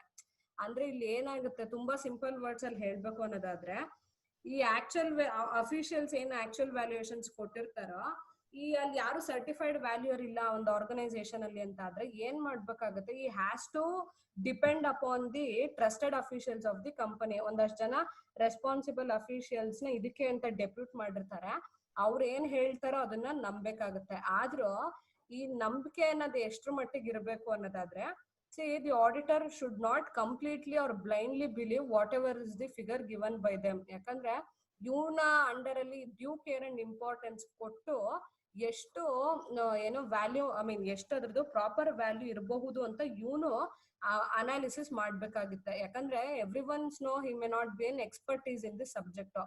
ಆದ್ರೂ ಹಂಗಂತ ತೀರಾ negligence ಅಥವಾ mere negligence ಇರಬಾರ್ದು. If is very negligent about this, then he is up to the way of breaking the professionalism ಅಂತ ಹೇಳಬಹುದು. So ಎಷ್ಟು ನಂಬಬಹುದು ಅದ್ರ ಜೊತೆಗೆ he has to utilize his knowledge and due care and importance in analyzing the current value of assets and liabilities. So ಇಲ್ಲಿ ಏನಾಯ್ತು, accounting principles ಇವ್ನು use ಮಾಡ್ಬೇಕಾಗತ್ತೆ. ಅದಾದ ನಂತರ ಈ ಕ್ರಿಟಿಕಲ್ ಅನಾಲಿಸಿಸ್ ಮಾಡ್ಬೇಕಾಗತ್ತೆ. ಯಾವ್ದು ಎಷ್ಟು ಫ್ಯಾಕ್ಟ್ಸ್ ಅಂಡ್ ಫಿಗರ್ಸ್ ಅವ್ನು ಕಲೆಕ್ಟ್ ಮಾಡಕ್ ಸಾಧ್ಯನೋ ಅಷ್ಟೆಲ್ಲಾ ಮಾಡಿ ಒಂದ್ ಅನಾಲಿಸಿಸ್ ಬಂದು ತನ್ನದೇ ಆದಂತ ಕರೆಂಟ್ ವ್ಯಾಲ್ಯೂ ಅಸಂಪ್ಷನ್ ನ ಮಾಡ್ಕೊಳ್ಳುವಂಥದ್ದು. So these are some of the obligation and responsibilities of the auditor with regard to the valuation. ಇದನ್ನ ಹೇಳ್ತಾ ಲಾಸ್ಟ್ ಮೆಥಡ್ಸ್ ಆಫ್ ವ್ಯಾಲ್ಯೂಯೇಷನ್ ಅಂತ ಬರುತ್ತೆ. ಅಂದ್ರೆ ಈ ವ್ಯಾಲ್ಯೂಯೇಷನ್ ಮಾಡ್ಬೇಕಾದ್ರೆ ಯಾವೆಲ್ಲ ಮೆಥಡ್ಸ್ ಇದೆ ಅಂತ ನೋಡೋದಾದ್ರೆ, ಒಂದು ಕಾಸ್ಟ್ ಪ್ರೈಸ್ ಮೆಥಡ್ ಇದೆ, ಇನ್ನೊಂದು ಮಾರ್ಕೆಟ್ ವ್ಯಾಲ್ಯೂ ಇದೆ, ಇನ್ನೊಂದು ರೀಪ್ಲೇಸ್ಮೆಂಟ್ ವ್ಯಾಲ್ಯೂ ಇದೆ, ಇನ್ನೊಂದು ಬುಕ್ ವ್ಯಾಲ್ಯೂ ಮೆಥಡ್. ಸೊ ಈ 4 method it is very much important for the valuation of the asset. ಒಂದೇನು ಕಾಸ್ಟ್ ಪ್ರೈಸ್, ಇಲ್ಲಿ ಏನು it is nothing but the price paid to purchase an asset including the installation ಇರ್ಬೋದು, expenditures, other expenditure which is incurred during the assembling or making the assemble ಮಾಡೋದಕ್ಕೆ ಏನಾದ್ರು ಖರ್ಚಾಗಿದ್ರೆ ಅಥವಾ purchasing time ಅಲ್ಲೇ ಏನಾದ್ರು expenditure ಖರ್ಚಾಗಿದ್ರೆ ಅದನ್ನು include ಮಾಡುವಂತದ್ದು to make the asset into workable condition. So ಇಲ್ಲಿ ಏನಾಯ್ತು, ಕಾಸ್ಟ್ ಪ್ರೈಸ್ ಅಂತಂದ್ರೆ it is nothing but the purchase price which also includes installation cost and other expenditure which is incurred to make the asset into workable condition ಅಂತ ಹೇಳ್ತಾರೆ. ಎರಡನೇದೇನು market value. See it is the value of the asset that can fetch in the market when it is sold. ಅಂದ್ರೆ ಇವತ್ತಿನ ಬೆಲೆ ಏನು ಅಂತ ಹೇಳ್ತೀವಲ್ಲ, that is called as market value R the present value of the asset. ಅಂದ್ರೆ ಇದನ್ನ ನಾನು ಮಾರಿದ್ರೆ ಇವತ್ತಿನ ಬೆಲೆ ಎಷ್ಟು ಅದ್ರ ಬೇಸಿಸ್ ಮೇಲೆ ಮಾರಾಟಕ್ಕೆ ಇಡೋದಲ್ವಾ. So that is why today's value would be represented as market value ಅಂತ ಕರಿಬಹುದು. ಮೂರನೇದು ರೀಪ್ಲೇಸ್ಮೆಂಟ್ ವ್ಯಾಲ್ಯೂ. ಏನಂಗಂದ್ರೆ it is the price at which a particular asset can be replaced. ಅಂದ್ರೆ ಒಂದೇನೋ ರೀಪ್ಲೇಸ್ಮೆಂಟ್, ಈಗ ನಾನು ಮೊಬೈಲ್ ರೀಪ್ಲೇಸ್ ಮಾಡ್ಬೇಕು ಅಂತಂದ್ರೆ ಅದ್ರದ್ದು ವ್ಯಾಲ್ಯೂ ಎಷ್ಟು ರೀಪ್ಲೇಸ್ಮೆಂಟ್ ಅಂತ ಕರೀತಾರೆ. ಸೊ ದಟ್ ದಿ ಅಸೆಟ್ ಅಥವಾ particular asset which can be replaced. ಒಂದು ಅಸೆಟ್ ವೇರ್ ಅಂಡ್ ಟೇರ್ ಆಗಿದೆ ಅನ್ನೋದಾದ್ರೆ ಅದ್ರದ್ದು ರೀಪ್ಲೇಸ್ಮೆಂಟ್ ವ್ಯಾಲ್ಯೂ ಎಷ್ಟು ಅಂತ ತಿಳ್ಕೊಳ್ಳುವಂಥದ್ದು. ನಾಲ್ಕನೇದು book value. It is the value of an asset has shown in the balance sheet ಅಂತ ಅಂತಾರೆ. ಸಿ ಬ್ಯಾಲೆನ್ಸ್ ಶೀಟ್ ಅಲ್ಲಿ ನಾವೇನು ವ್ಯಾಲ್ಯೂ ತೋರಿಸ್ತೀವೋ that is called as book value of the asset. So these are all some of the methods of valuation of the asset. ಇದಾದ ನಂತರ the very last difference between verification and valuation ಅಂತ ಇದೆ. ಏನು difference between verification and valuation? See ಇಷ್ಟೋ ತನಕ ವೌಚಿಂಗ್ and verification ಆಯ್ತು. ಈಗ valuation ಕಲ್ತ ನಂತರ we have to properly concentrate the difference between verifying and valuating. ಇಲ್ಲಿ ಎರಡು ಹೇಳಿದ್ನಲ್ಲ, ತುಂಬಾ ಅಜಗಜಾಂತರ ವ್ಯತ್ಯಾಸ ಇದೆ. ಸೊ ಏನು ವೇರಿಫಿಕೇಶನ್ ಅಂದ್ರೇನು, ವ್ಯಾಲ್ಯೂಯೇಷನ್ ಅಂದ್ರೇನು ಅನ್ನೋದಾದ್ರೆ, see verification is done to prove the existence, ownership and possession of the asset. ಆದ್ರೆ ವ್ಯಾಲ್ಯೂಯೇಷನ್ ಅಂತ ಬಂದಾಗ it certifies the correct value of the asset has at the date of the balance sheet ಅಂತ ಹೇಳ್ತಾನೆ. ಹೇಳಿದ್ನಲ್ಲ, verification ಅಂತ ಬಂದಾಗ existence ಇದೆಯಾ, ownership ಇದೆಯಾ, ಪೊಸೆಷನ್ ಇವ್ರ ಹೆಸರಲ್ಲೇ ಇದೆಯಾ ಅಂತ ಚೆಕ್ ಮಾಡ್ತೀವಿ. ವ್ಯಾಲ್ಯೂಯೇಷನ್ ಅಂತ ಬಂದಾಗ it certifies the correct value, ಇವತ್ತಿನ ವ್ಯಾಲ್ಯೂ ಎಷ್ಟು ಅಂತ ಅದು ಅನಾಲಿಸಿಸ್ ಮಾಡುವಂಥದ್ದು. ಆ ಕೆಲ್ಸಕ್ಕೆ ನಾವೇನಂತ ಕರಿತೀವಿ, ವ್ಯಾಲ್ಯೂಯೇಷನ್ ಅಂತ ಕರಿತೀವಿ. ಎರಡನೇ ಪಾಯಿಂಟ್ ಏನು, verification is done both on assets and liabilities. ಆದ್ರೆ ವ್ಯಾಲ್ಯೂಯೇಷನ್ ಅಂತ ಬಂದಾಗ it usually values the assets that are certified ಅಂತ ಹೇಳ್ತೀವಿ. ಏನಿದ್ರ ಅರ್ಥ, ಸಿ ವೇರಿಫಿಕೇಶನ್ ಅಂತ ಬಂದಾಗ ನಾನು ಎಲ್ಲೋ ಒಂದು ಲೋನ್ ತಗೊಂಡಿದ್ದೆ ಆಯ್ತಾ, ಅದು ಲೋನ್ ಇದೆಯಾ ಅಂತಾನು ನಾನು ಏನ್ ಮಾಡಬಹುದು, ವೆರಿಫೈ ಮಾಡಬಹುದು. ಆದ್ರೆ ವ್ಯಾಲ್ಯೂಯೇಷನ್ ಅಂತ ಬಂದಾಗ it is only related to the assets. ಯಾಕಂದ್ರೆ ನಾವು ವ್ಯಾಲ್ಯೂ ಮಾಡ್ಬೇಕಾದ್ರೆ ಬರೀ ಅಸೆಟ್ಸ್ ನ ಮಾತ್ರ ವ್ಯಾಲ್ಯೂ ಮಾಡ್ತೀವಿ, ಲಯಬಿಲಿಟೀಸ್ ನ ವ್ಯಾಲ್ಯೂ ಮಾಡ್ಲಿಕ್ಕೆ ಹೋಗಲ್ಲ. ಇದನ್ನ ಹೇಳ್ತಾ ಥರ್ಡ್ ಪಾಯಿಂಟ್ ಏನು, verification is done by the auditor but valuation is done by the expert and responsible official. ಹೇಳಿದ್ನಲ್ಲ, ಈ ವೌಚಿಂಗ್ ಬಂದು ಆಡಿಟ್ ಅಸಿಸ್ಟೆಂಟ್ ಮಾಡ್ತಾನೆ, ವೆರಿಫಿಕೇಶನ್ ಬಂದು ಮ್ಯಾಂಡೇಟರಿಲಿ ಆಡಿಟರೇ ಮಾಡ್ತಾರೆ, ವ್ಯಾಲ್ಯೂಯೇಷನ್ ಬಂದು it has to be done by the certified valuer ಅಥವಾ responsible official deputed by the organisation ಅಂತ ಹೇಳಬಹುದು. ಲಾಸ್ಟ್ ಪಾಯಿಂಟ್ ಏನು, verification is made on the basis of evidence, adra valuation is made up on the certificate which is issued by the official. ನಾನು ಯಾವ ತರ verify ಮಾಡಬಹುದು, physically verify ಮಾಡಬಹುದು, ಇಲ್ಲ documentary evidence ಏನಿರುತ್ತೋ, ಬಿಲ್ಸ್ ಅಂಡ್ ಇನ್ವಾಯ್ಸ್, ಪರ್ಚೇಸ್ ಮಾಡಿರೋದು, sale ಮಾಡಿರೋದು, ಅದ್ರ ಮೂಲಕನೂ ನಾನು ವೆರಿಫೈ ಮಾಡಬಹುದು. ಆದ್ರೆ ವ್ಯಾಲ್ಯೂಯೇಷನ್ ಅಂತ ಬಂದಾಗ ಏನಾಗುತ್ತೆ, ಅಲ್ಲಿ ಒಂದು ಸರ್ಟಿಫಿಕೇಟ್ ಇರಲೇಬೇಕು, ಯಾರು which is given by the certified valuer proving that this asset values the so and so ಅಂತ ಒಂದು ಸ್ಟೇಟ್ಮೆಂಟ್ ಇರಲೇಬೇಕು. ಅವಾಗ ಮಾತ್ರ ಅಲ್ಲಿ I can rely on such certificate. So these are all the introductory part of verification and valuation of assets and liabilities. So next class ಇಂದ ಯಾವೆಲ್ಲ assets ಯಾವೆಲ್ಲ liabilities ನ ಯಾವ ಬೇಸಿಸ್ ಮೇಲೆ ನಾವು ವೆರಿಫೈ ಅಂಡ್ ವ್ಯಾಲ್ಯೂ ಮಾಡ್ತೀವಿ ಅನ್ನೋದನ್ನ ತಿಳ್ಕೊಳ್ಳೋಣ. Thank you. Okay, hello all. So last class ali we had learnt about what do we mean by verification, what do we mean by valuation, and what is the difference between verification and valuation. So adra jotege vouching gu ಒಂದು correlation ಕೊಟ್ಟಿದ್ವಿ. So ಇಲ್ಲಿ one word ಅಥವಾ ತುಂಬಾ precise ಆಗಿ ಹೇಳ್ಬೇಕು ಅನ್ನೋದಾದ್ರೆ, verification ಅಂತ ಅಂದ್ರೆ we tend to verify the existence, position, ownership and whether the asset which has been purchased by the organization is free of encumbrance ಅಂತ ಚೆಕ್ ಮಾಡ್ತೀವಿ. ಅದಾದ ನಂತರ ವ್ಯಾಲ್ಯೂಯೇಷನ್ ಅಂತ ಬಂದಾಗ what is the real value or what is the current value of the asset which has to be stated in the financial statement ಅನ್ನೋದನ್ನ focus ಮಾಡ್ತೀವಿ. ಮೂರನೇದು vouching ಅಂತ ಬಂದಾಗ ಹೇಳ್ತಾನೆ ಇದೀನಿ time and again, vouching is nothing but comparing the documentary evidence with that of the entries made in the books of accounts antano heltivi. So these are the three important terms that has to be kept in mind as an auditing student. And ee three relative terms idavo, that is foremost important for any of the auditor anta helabahudu, because it has got so much of importance. So ಇದನ್ನ ತಿಳ್ಕೊತಾ ಏನಾಯ್ತು, after we got to know the differences between all these terms, next ಏನ್ important ಅಂದ್ರೆ, see how do we verify. ಈಗ vouching ಹೆಂಗ್ ಮಾಡ್ತೀವಿ, cash purchase, credit purchase, cash sales ಇರ್ಬೋದು, credit sales ಇರ್ಬೋದು, ಯಾವ ತರ ವೌಚಿಂಗ್ ಮಾಡ್ತೀವಿ ಅನ್ನೋದು ನಾವು ನೋಡ್ತಿದ್ವಿ. ನೆಕ್ಸ್ಟ್ ಏನಾಗುತ್ತೆ, ವೆರಿಫಿಕೇಶನ್ ಅಂಡ್ ವ್ಯಾಲ್ಯೂಯೇಷನ್ ಅಂತ ಬಂದಾಗ what is the duty of the auditor with regard to these terms ಅನ್ನೋದು ನಾವು ನೋಡ್ಬೇಕಾಗುತ್ತೆ. So with this we shall start from verification and valuation of the assets. First ಯಾವಾಗ್ಲೂ ಅಸೆಟ್ಸ್, ಅದಾದ ನಂತರ liabilities. ಅಂದ್ರೆ it is not a mandatory that we have to verify and value the assets in the first place. ಆದ್ರೂ ಏನಾಗುತ್ತೆ ಜನಕ್ಕೆ, see assets would be a bit important thing. ಯಾಕಂದ್ರೆ organisation ಅಂತ ಬಂದಾಗ which are all the which are all the things that they own ಅನ್ನೋದನ್ನ ನೋಡ್ಬೇಕಾಗುತ್ತೆ. So ಇದನ್ನ ಹೇಳ್ತಾ first and foremost let us concentrate on verifying and valuating the fixed assets ನ ನೋಡೋಣ. ಅದಾದ ನಂತರ ಅದೇ ಫಿಕ್ಸೆಡ್ ಅಸೆಟ್ ಇರ್ಬೋದು, ಇಲ್ಲ ಟ್ಯಾಂಜಿಬಲ್ ಅಸೆಟ್ಸ್ ಬಗ್ಗೆ ತಿಳ್ಕೊಳ್ಳೋಣ ಇವತ್ತಿನ ಸೆಷನ್ ಅಲ್ಲಿ. ನೆಕ್ಸ್ಟ್ ಸೆಷನ್ ಅಲ್ಲಿ ಇಂಟ್ಯಾಂಜಿಬಲ್ ಅಸೆಟ್ಸ್ ಬಗ್ಗೆ ತಿಳ್ಕೊಳ್ಳೋಣ. ಅದಾದ ನಂತರ ಲಯಬಿಲಿಟೀಸ್ ನ ಫೋಕಸ್ ಮಾಡೋಣ. ಇದನ್ನ ಹೇಳ್ತಾ see land and building is one of the important fixed asset ಅಂತ ಹೇಳಬಹುದು. As you all know, land and building ಒಂಥರ ಹೆಂಗೆ ಅಂತಂದ್ರೆ it is one of the most important ಅಂತಾನೆ ಹೇಳ್ಬೋದು ಫಾರ್ ದಿ ಆರ್ಗನೈಸೇಷನ್. ಯಾಕೆ? Because all the production and all the ಏನಂತಾರೆ, because all the production activities ಅಥವಾ ಏನು ಒಂದು ಬಿಸ್ನೆಸ್ ಟ್ರಾನ್ಸಾಕ್ಷನಲ್ ಆಕ್ಟಿವಿಟೀಸ್ ಇರುತ್ತೋ ಅದು ಇಲ್ಲಿ ನಡೆಯುವಂಥದ್ದು. So that is how. ಅಥವಾ if any of the organisation do owns a land and building which is associated with their organisation ಅಂತ ಆದ್ರೆ it is the auditors limelight issue ಅಂತ ಹೇಳಬಹುದು. ಇದನ್ನ ಹೇಳ್ತಾ ಫಸ್ಟ್ ನೋಡಿ, what are all the duties of the auditor with regard to verifying and valuating the land and building ಅಂತ ಬಂದಾಗ first important point ನೋಡಿ, there are two important terms. ಒಂದು freehold property, ಇನ್ನೊಂದು ಲೀಸ್ ಹೋಲ್ಡ್ ಪ್ರಾಪರ್ಟಿ ಅಂತ ಇದೆ. So ಏನ್ ಮಾಡ್ಬೇಕು auditor, ಈ ಲ್ಯಾಂಡ್ ಅಂಡ್ ಬಿಲ್ಡಿಂಗ್ ಏನಿದೆಯೋ which belongs to the organisation, does it related to the freehold or does it related to the leasehold ಅನ್ನೋದನ್ನ confirmation ಮಾಡ್ಕೋಬೇಕಾಗುತ್ತೆ. ಯಾಕಂದ್ರೆ ಫ್ರೀ ಹೋಲ್ಡ್ ಪ್ರಾಪರ್ಟಿ ಅಂತಂದ್ರೆ ಅದನ್ನ ಆರ್ಗನೈಸೇಷನ್ ಅವರು ತಗೊಂಡಿರ್ತಾರೆ, ಅಥವಾ ಅದು it belongs to the organisation or it is owned by the organisation ಅಂತ ಹೇಳ್ಬೋದು. And it is free from any charge and obligation. ಅಲ್ಲಿ ಫ್ರೀ ಹೋಲ್ಡ್ ಅಂತಂದ್ರೆ ಫಾರ್ ಎಕ್ಸಾಂಪಲ್ ನಾವು ಒಂದು ಮನೆ ಕಟ್ಸಿರ್ತೀವಿ, ಅದ್ರ ಮೇಲೆ ನಾವು ಯಾವ್ದೇ ತರ ಲೋನ್ ಮಾಡಿಲ್ಲ, it is purely built on our own savings ಇರ್ಬೋದು or on our own source ಇರ್ಬೋದು. That is called as free hold.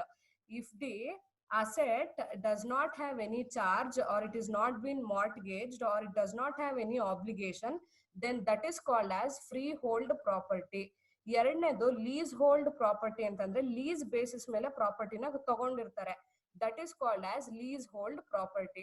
C 1 ವರ್ಷಕ್ಕೆ ಲೀಸ್ ತಗೊಂಡ್ರೆ ಅವಾಗ ಏನಾಗುತ್ತೆ, ರಿಜಿಸ್ಟ್ರೇಷನ್ ಎಲ್ಲ ಇಂಪಾರ್ಟೆಂಟ್ ಇರಲ್ಲ.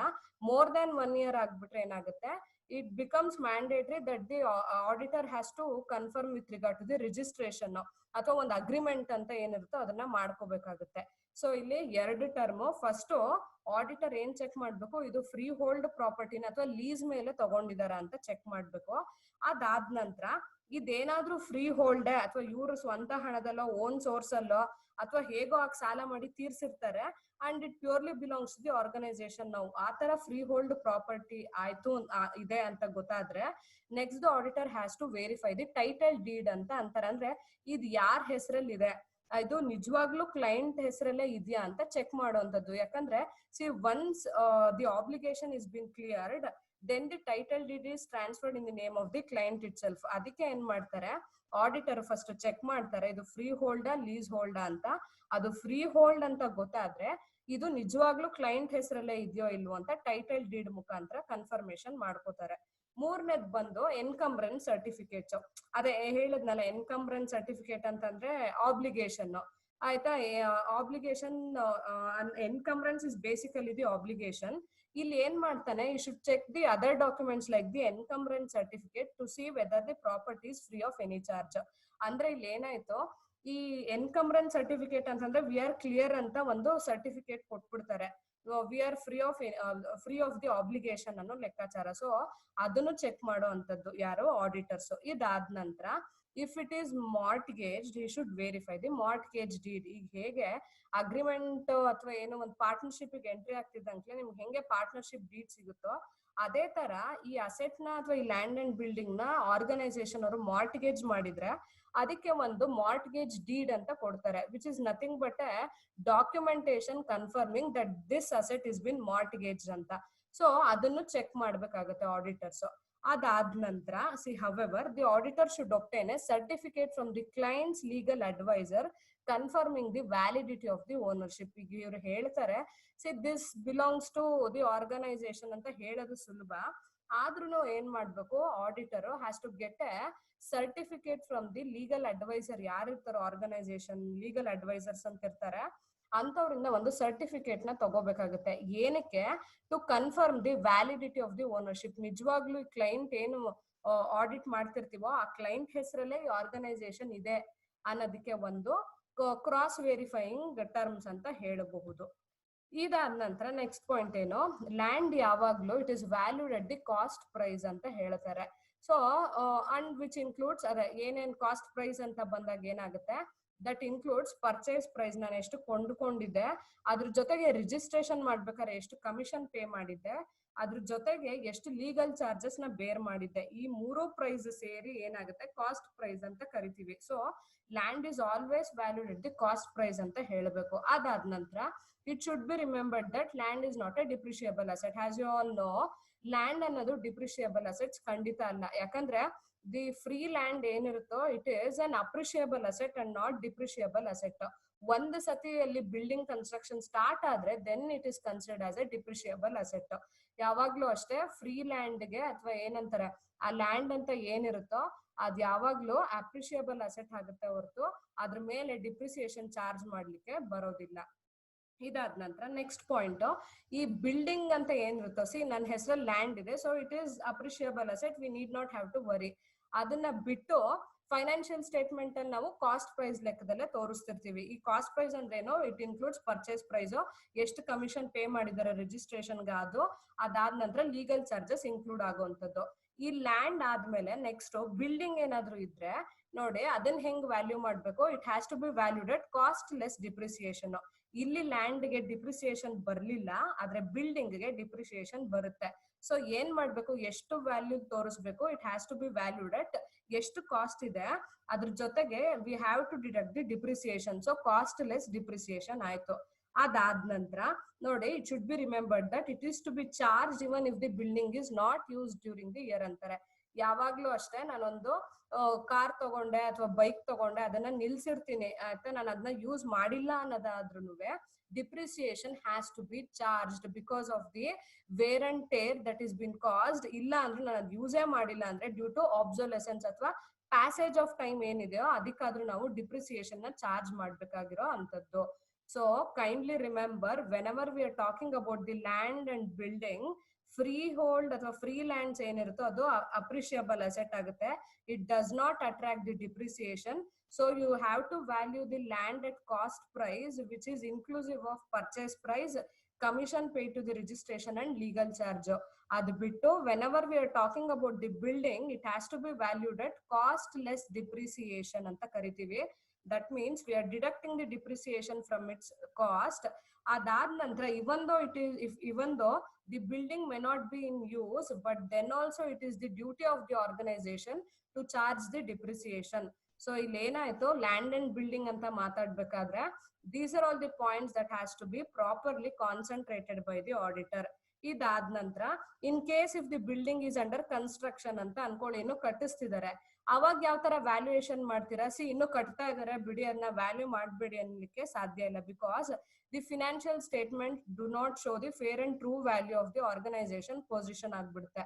So in that case if the building is in under construction ಅಂತ ಬಂದಾಗ valuation is made based upon the architect certificate. ಇಲ್ಲಿ ಏನಾಗುತ್ತೆ, ಈ ಕಾಂಟ್ರಾಕ್ಟ್ ಕಾಸ್ಟಿಂಗ್ ಅಂತೆಲ್ಲ ಬಂದಾಗ ನೀವು ನೋಡ್ಬೋದು, ಒಂದು ಸರ್ಟಿಫಿಕೇಟ್ ಆಫ್ ಕಂಪ್ಲೀಷನ್ ಅಂತ ಕೊಡ್ತಾರೆ, ಎಷ್ಟು ಕಂಪ್ಲೀಟ್ ಆಗಿದೆ ಅಂತ. ಯಾರು ಆರ್ಕಿಟೆಕ್ಟ್ ಗಳು ಇಂಜಿನಿಯರ್ ಗಳು ಕೊಡೋವಂಥದ್ದು. ಆ ಸರ್ಟಿಫಿಕೇಟ್ ನ ಇಟ್ಕೊಂಡು ವ್ಯಾಲ್ಯೂಯೇಷನ್ ಮಾಡ್ಬೇಕಾಗಿರುವಂತ ಒಂದು ವಿಷಯನ ಇಲ್ಲಿ ನಾವು ನೋಡ್ಬೇಕಾಗುತ್ತೆ. So that is how these are all some of the auditor's duty or the position of the auditor whenever he is into verifying and valuing the land and building ಅಂತ ಹೇಳಿದ್ರೆ ತಪ್ಪಾಗ್ಲಾರ್ದು. So ಇದನ್ನ ಹೇಳ್ತಾ ಇಷ್ಟೋ ತನಕ ನಾವೇನ್ ಮಾಡ್ತಿದ್ವಿ, ಈ ಬಿಲ್ಡಿಂಗ್ ಲ್ಯಾಂಡ್ ಅಂಡ್ ಬಿಲ್ಡಿಂಗ್ ಅಂತ ಬಂದಾಗ ಫಸ್ಟ್ ನಾವು ವೆರಿಫೈ ಮಾಡ್ಬೇಕು ಅಂತ ಹೇಳಿದ್ದೆ, whether it is freehold or leasehold property ಅಂತ. ಫ್ರೀ ಹೋಲ್ಡ್ ಅಂತ ಬಂದಾಗ ಟೈಟಲ್ ಡೀಡ್ ನ ಚೆಕ್ ಮಾಡ್ಬಿಡ್ತೀವಿ ಆಯ್ತಾ. ಆದ್ರೆ ಲೀಸ್ ಹೋಲ್ಡ್ ಅಂತ ಬಂದಾಗ ಏನೇನ್ ಮಾಡ್ಬೇಕು, so that is the question that will be arised. ಅವಾಗ ಏನು ನೋಡಿ ಇಲ್ಲಿ, see whenever we are talking about the leasehold property, correct ಆಗಿ ನೋಡಿ, whenever we are focusing or concentrating on the leasehold property, ಇಲ್ಲಿ ಹೇಳ್ತಾನೆ if the property is held in lease you should verify the lease agreement and see whether it's registered or not and should check the terms and other condition of such lease ಅಂತ ಹೇಳ್ತಾನೆ. C ನಾನು ಅವಾಗ್ಲೇ ಹೇಳಿದ್ದೆ, ಈ lease agreements ಅಂತ ಏನ್ ಮಾಡ್ತೀವೋ, ಈಗ for example free hold property ಅಂದಾಗ ಏನ್ ಬಂತು, ಟೈಟಲ್ ಡೀಡ್ ನ ಚೆಕ್ ಮಾಡಿದ್ವಿ, ಇದು ಕ್ಲೈಂಟ್ ಹೆಸರಲ್ಲೇ ಇದೆಯಾ ಅಂತ ಕನ್ಫರ್ಮೇಶನ್ ತಗೊಂಡ್ವಿ, ಸುಮ್ನಾದ್ವಿ. ಇಲ್ಲಿ ಲೀಸ್ ಹೋಲ್ಡ್ ಅಂತ ಬಂದಾಗ ಏನ್ ಮಾಡ್ಬೇಕು, ಸಿ ಲೀಸ್ ಅಗ್ರಿಮೆಂಟ್ ಇರಬೇಕು. ಯಾವ ತರ ನಿಮಗೆ ಟೈಟಲ್ ಡೀಡ್ ಇದೆಯೋ ಅದಕ್ಕೆ ಒಂದು ಕ್ರಾಸ್ ವೆರಿಫಿಕೇಶನ್, ಲೀಸ್ ಮೇಲೆ ತಗೊಂಡಾಗ ಪ್ರಾಪರ್ಟಿನ it should have a proper lease agreement. ಆದ್ರೆ 1 ವರ್ಷಕ್ಕೆ ಏನಾದ್ರೂ ಇವ್ರು ಅಗ್ರಿಮೆಂಟ್ ಮಾಡ್ಕೊಂಡಿದ್ರೆ the agreement need not be registered ಸಾಮಾನ್ಯವಾಗಿ. ಆದ್ರೆ ಇಫ್ ಇಟ್ ಎಕ್ಸಿಟ್ಸ್ 1 year ಅವಾಗ ರಿಜಿಸ್ಟ್ರೇಷನ್ ಬಿಕಮ್ಸ್ ಮ್ಯಾಂಡೇಟರಿ ಅಂತ ಹೇಳ್ತಾರೆ. ಸೊ ಇಲ್ಲಿ ಏನ್ ಮಾಡ್ತಾನೆ ಆಡಿಟರ್, ಲೀಸ್ ಹೋಲ್ಡ್ ಪ್ರಾಪರ್ಟಿ ಅಂತ ಗೊತ್ತಾಗಿದ ತಕ್ಷಣ ಫಸ್ಟ್ ಅವ್ನು ಏನ್ ಚೆಕ್ ಮಾಡ್ತಾನೆ, ಲೀಸ್ ಅಗ್ರಿಮೆಂಟ್ ಚೆಕ್ ಮಾಡ್ತಾನೆ. ಅದಾದ ನಂತರ ತುಂಬಾ ವರ್ಷಕ್ಕೆ ಲೀಸ್ ಹಾಕಿಸ್ಕೊಂಡಿದ್ರೆ ಆ ಪ್ರಾಪರ್ಟಿನ, ಅದು ರಿಜಿಸ್ಟರ್ ಆಗಿದ್ಯಾ, ಲೀಗಲಿ ರಿಜಿಸ್ಟರ್ ಆಗಿದ್ಯೋ ಇಲ್ವೋ ಅನ್ನೋದನ್ನು ಚೆಕ್ ಮಾಡ್ತಾನೆ. ಅದಾದ ನಂತರ ಎಷ್ಟು ಲೀಸ್ ಪೇ ಮಾಡ್ತಾರೆ ಅಥವಾ ಅದ್ರದ್ದು ಡೀಟೇಲ್ಸ್ ಏನೇನಿರುತ್ತೋ ಅದನ್ನ ಚೆಕ್ ಮಾಡುವಂಥದ್ದು. ಅಂದ್ರೆ basically you are checking the norms ಅಥವಾ terms and other conditions of such lease ಅಂತ ಅಂತಾರೆ. ಏನಾದ್ರೂ ಕಂಡೀಷನ್ಸ್ ಇರುತ್ತೆ, ನಾರ್ಮ್ಸ್ ಇರುತ್ತೆ, ರೂಲ್ಸ್ ಅಂಡ್ ರೆಗ್ಯುಲೇಷನ್ಸ್ ಗಳಿರ್ತವೆ, ಅಥವಾ terms that you have to follow ತರ ಇರ್ತವೆ. So that should always be check by the auditor. ಇದಾದ ನಂತರ ಸೆಕೆಂಡ್ ಪಾಯಿಂಟ್ ಏನು, the auditor should examine the last receipt of the payment of lease rent. ಅದೇನೆ ಇವಾಗ ನಾನು ಪೇ ಮಾಡಿದ ತಕ್ಷಣ ಲೀಸ್ ರೆಂಟ್ ನ ಆ ಲಾಸ್ಟ್ ರಿಸಿಪ್ಟ್ ಏನಿರುತ್ತೋ, ನಾನು ಯಾವಾಗ ಲೀಸ್ ರೆಂಟ್ ನ ಪೇ ಮಾಡಿದೀನಿ ಆ ಲಾಸ್ಟ್ ರಿಸಿಪ್ಟ್ ನು ಯಾರು ಚೆಕ್ ಮಾಡ್ಬೇಕು, ಆಡಿಟರ್ ಕಾನ್ಸಂಟ್ರೇಟ್ ಮಾಡಿ ಚೆಕ್ ಮಾಡುವಂತದ್ದು.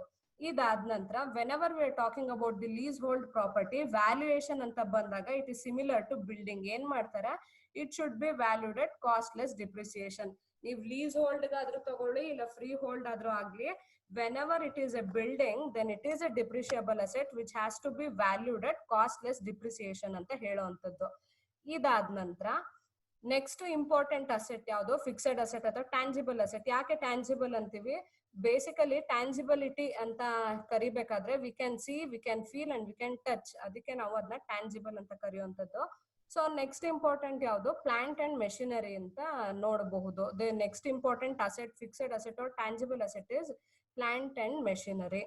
ಸೇ ಆರ್ಗನೈಸೇಷನ್ ಅಥವಾ ಕಂಪ್ನಿ ಅಂತ ಬಂದಾಗ without plant and machinery the ಪ್ರೊಡಕ್ಷನಲ್ activities cannot be continued. ಹೌದಲ್ವಾ, ಅಲ್ಲಿ ಎಕ್ಸಿಸ್ಟೆನ್ಸ್ ಆಗೋದಿಲ್ಲ. So it is equally important for the auditor to check the plant and machinery.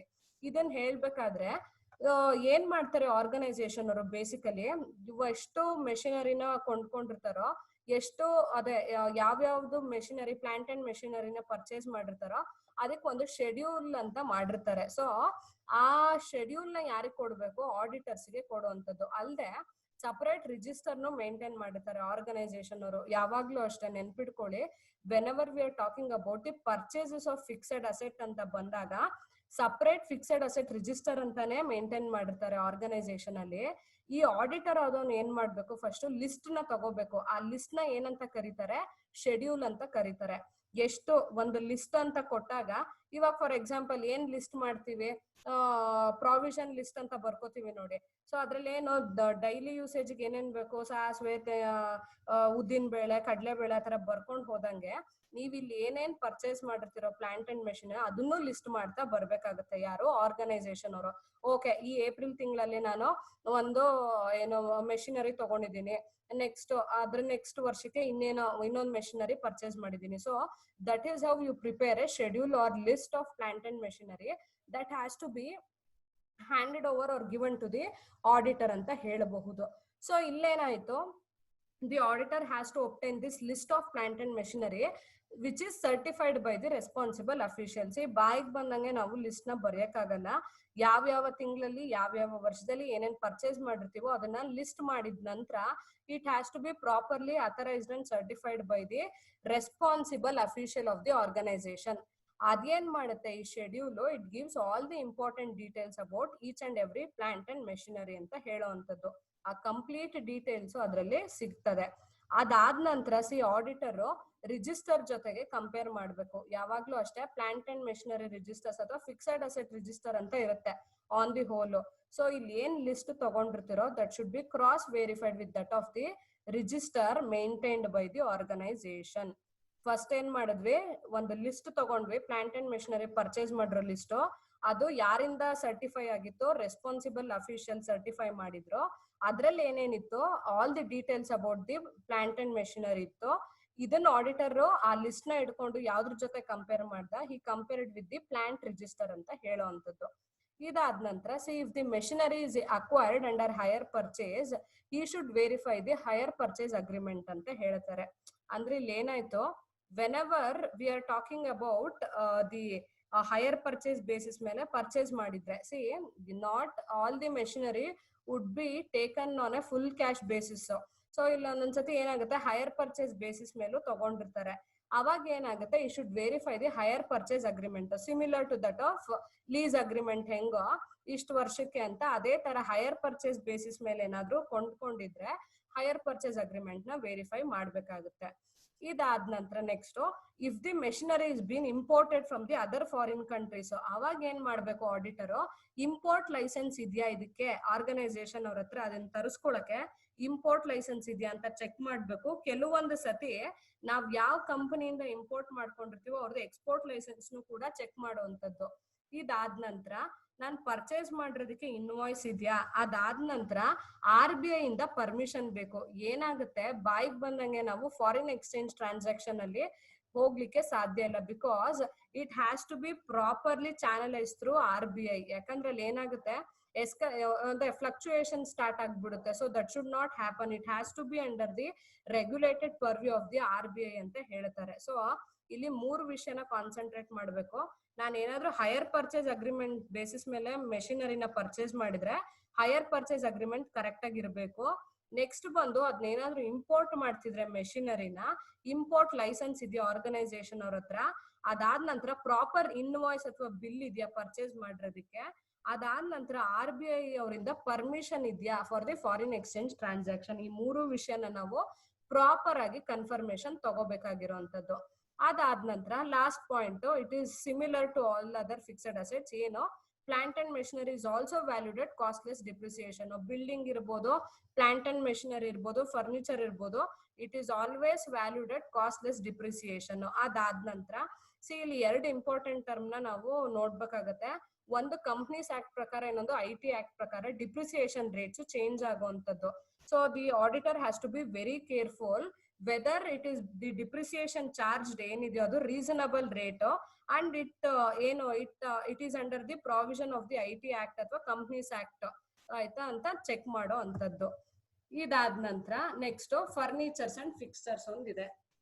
Like all other asset, ಇವಾಗ ಏನಾಯ್ತು, first land and building important ಇತ್ತು ಒಂದು ಆರ್ಗನೈಸೇಷನ್ಗೆ, check ಮಾಡಿದ್ರು.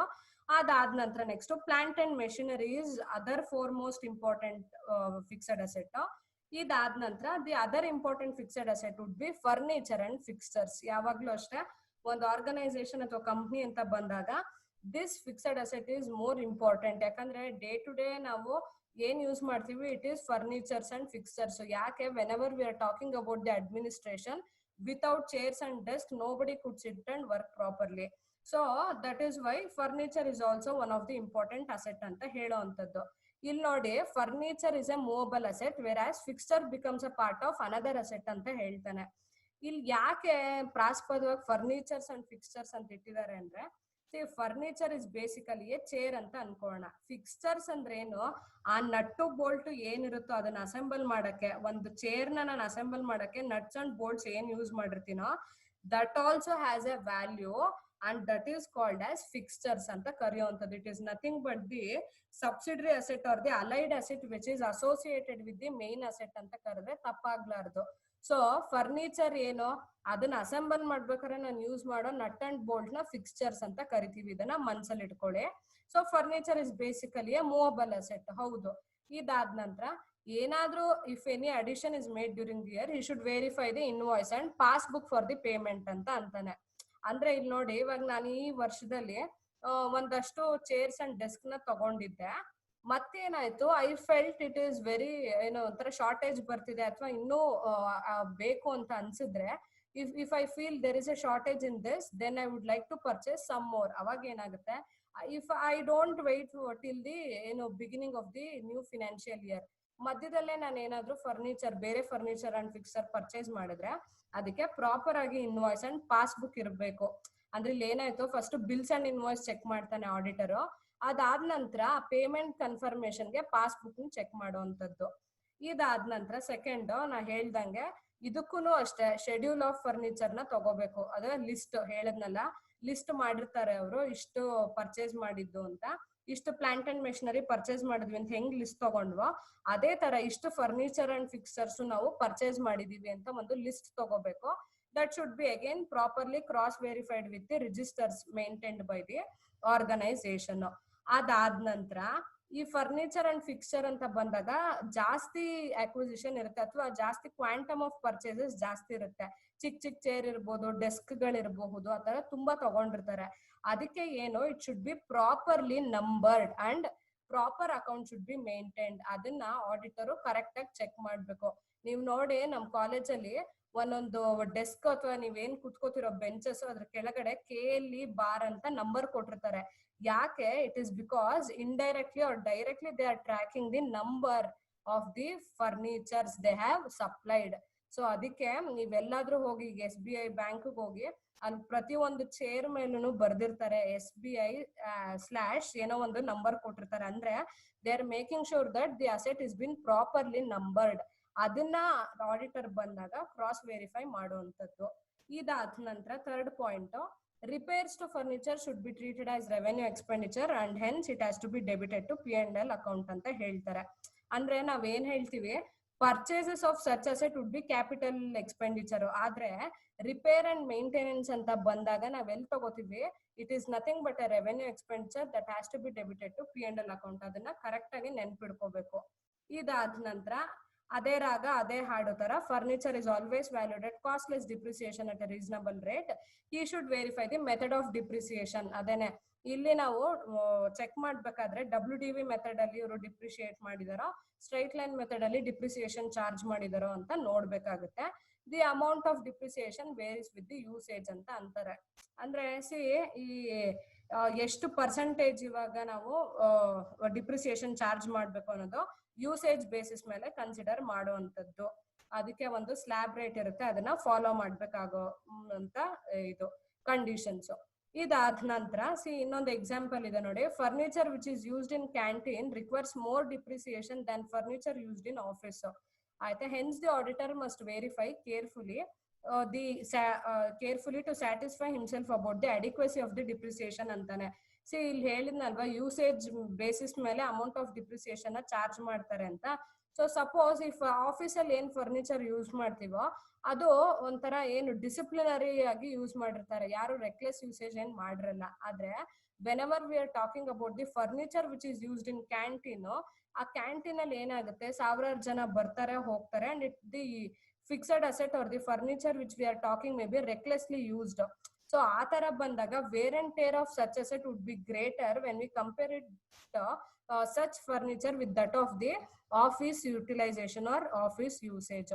ಹಾಗಾಗಿ ಏನು, the adequacy of the depreciation ಸರಿ ಇದೆಯಾ? ಯಾಕಂದ್ರೆ ಆಫೀಸಲ್ಲಿ ಯೂಸ್ ಮಾಡುವಂತ ಫರ್ನಿಚರ್ಸ್ ನೀಡ್ ನಾಟ್ ಬಿ ಏನೋ ಒಂಥರ charge with a higher depreciation slab rate. ಆದ್ರೆ ಕ್ಯಾಂಟೀನ್ ಅಂತ ಬಂದಾಗ it should be much more higher rate when compare to that of the office ಅಂತ ಹೇಳುವಂಥದ್ದು. ಇದಾದ ನಂತರ ನೆಕ್ಸ್ಟ್ ಏನು, ಮೋಟಾರ್ ವೆಹಿಕಲ್ ಇರುತ್ತೆ. ಒಂದು ಆರ್ಗನೈಸೇಷನ್ ಅಂತ ಮಾತಾಡ್ಬೇಕಾದ್ರೆ ಅದ್ರಲ್ಲಿ ಏನಾಗುತ್ತೆ, motor vehicle also plays a very important role whenever we are talking about the ಏನು verification and valuation of the asset ಅಂತ. ಸೊ ಇಲ್ಲಿ ಏನಾಯ್ತು, ಮೋಟರ್ ವೆಹಿಕಲ್ ಅಂತ ಅಂದ್ರೆ if the company has more number of vehicles you should verify the schedule of vehicles.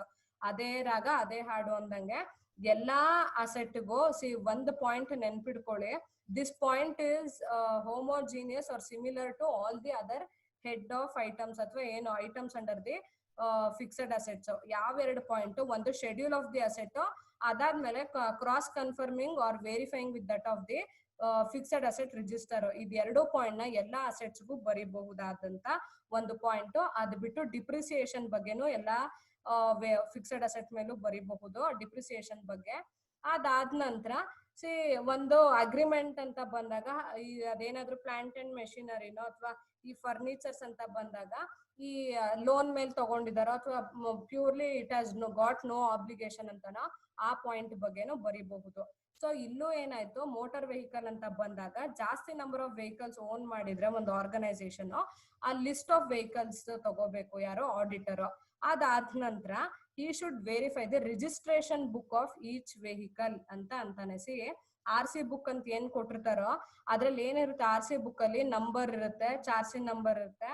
ಅದಾದ ನಂತರ ಅದೇ ಈ complete details of the owner including the name and address of the owner ಇರುತ್ತೆ, ಅದನ್ನ ಚೆಕ್ ಮಾಡುವಂತದ್ದು.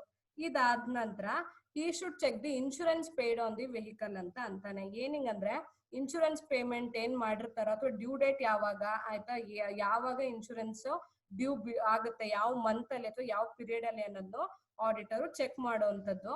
ಅದಾದ ನಂತರ motor vehicles are valued at cost less depreciation. Again this asset has to be valued at cost less depreciation and it has to be provided at a reasonable rate ಅಂತ ಕರೆಯುವಂಥದ್ದು.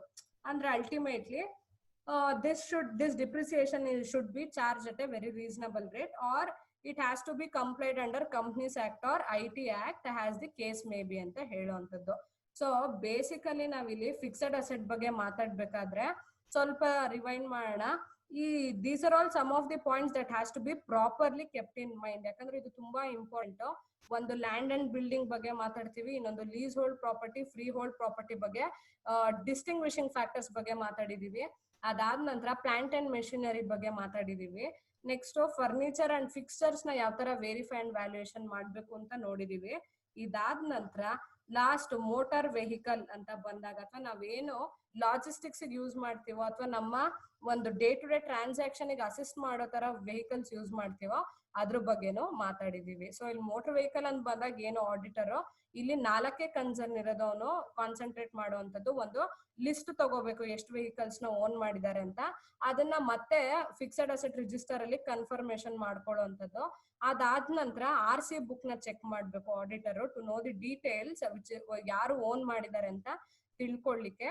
ಇದಾದ ನಂತರ insurance payment ಬಗ್ಗೆ auditor check ಮಾಡ್ಬೇಕು, ಯಾವಾಗ due date ಇದೆ, ಇದು pay ಆಗಿದೆಯೋ ಇಲ್ವೋ, ಇನ್ಶೂರೆನ್ಸ್ ಇದೆಯೋ ಇಲ್ವೋ ಅಂತ ಚೆಕ್ ಮಾಡುವಂಥದ್ದು. ಲಾಸ್ಟ್ ಅಲ್ಲಿ it should be valued at cost less depreciation. ಅಂದ್ರೆ ಅದೇ ಏನು like we value all other asset, this should also be depreciated at cost less depreciation ಅಂತಾರೆ. ಕಾಸ್ಟ್ ಅಂತ ಬಂದಾಗ ಏನೇನ್ ಇನ್ಕ್ಲೂಡ್ ಆಗುತ್ತೆ, ಪರ್ಚೇಸ್ ಪ್ರೈಸ್ ಇರ್ಬೋದು, ಲೀಗಲ್ ಚಾರ್ಜಸ್ ಇರ್ಬೋದು, ರಿಜಿಸ್ಟ್ರೇಷನ್ ಫೀಸ್ ಇರ್ಬೋದು. On the whole the cumulative of all this is called as cost price ಅಂತ ಕರೆಯುವಂಥದ್ದು. And the depreciation should be properly given at a reasonable rate ಅಂತ ಹೇಳುವಂಥದ್ದು. So with this we have completed the verification and valuation of the fixed asset or the tangible asset. Next session ಇಂದ intangible asset ನ ಯಾವ ತರ verification and valuation ಮಾಡ್ತಾರೆ ಅನ್ನೋದನ್ನ ನೋಡೋಣ. Thank you. Hello everyone. The next concept, valuation and verification of liabilities. The verification of liability is the important as the verification of assets. If the company liabilities are not properly verified and valued, the company does not show any fair and true values in the balance sheet. The next one, the main aim or objective of the company is the company liability should be properly disclosed and valued and classified and presented in the particular year in the balance sheet. The auditor going to be verify the liability should not overstated in the company and also verify any existence liabilities in the company that existence should relate only to the business operation and that existence liability obtain the certificate in the relevant period, and also verify all liabilities in the balance sheet are actually payable or not, and that liability should be recorded in the company's balance sheet, and that liability should only relate to the any relevant operations in the business, Different kinds of liabilities. The first one, share capital. Share capital is the amount constituted, it is a constitute amount contributed by the owners, and auditor going to be verify memorandum of association. It contains objective of the company, AOA. It means article of association. It contains rules and regulations of the company, and minutes of books. It regarding about the any board meeting happened in the relevant particular year.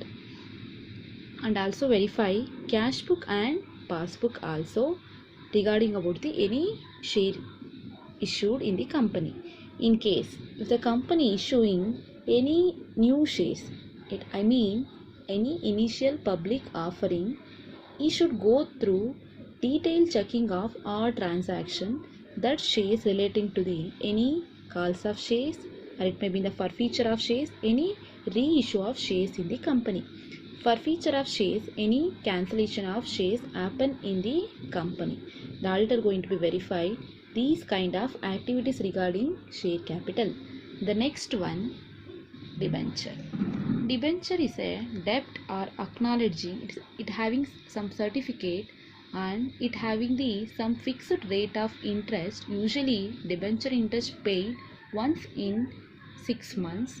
The auditor going to be verify the cash book and along with passbook regarding about the any interest paid by the debenture holders in the company.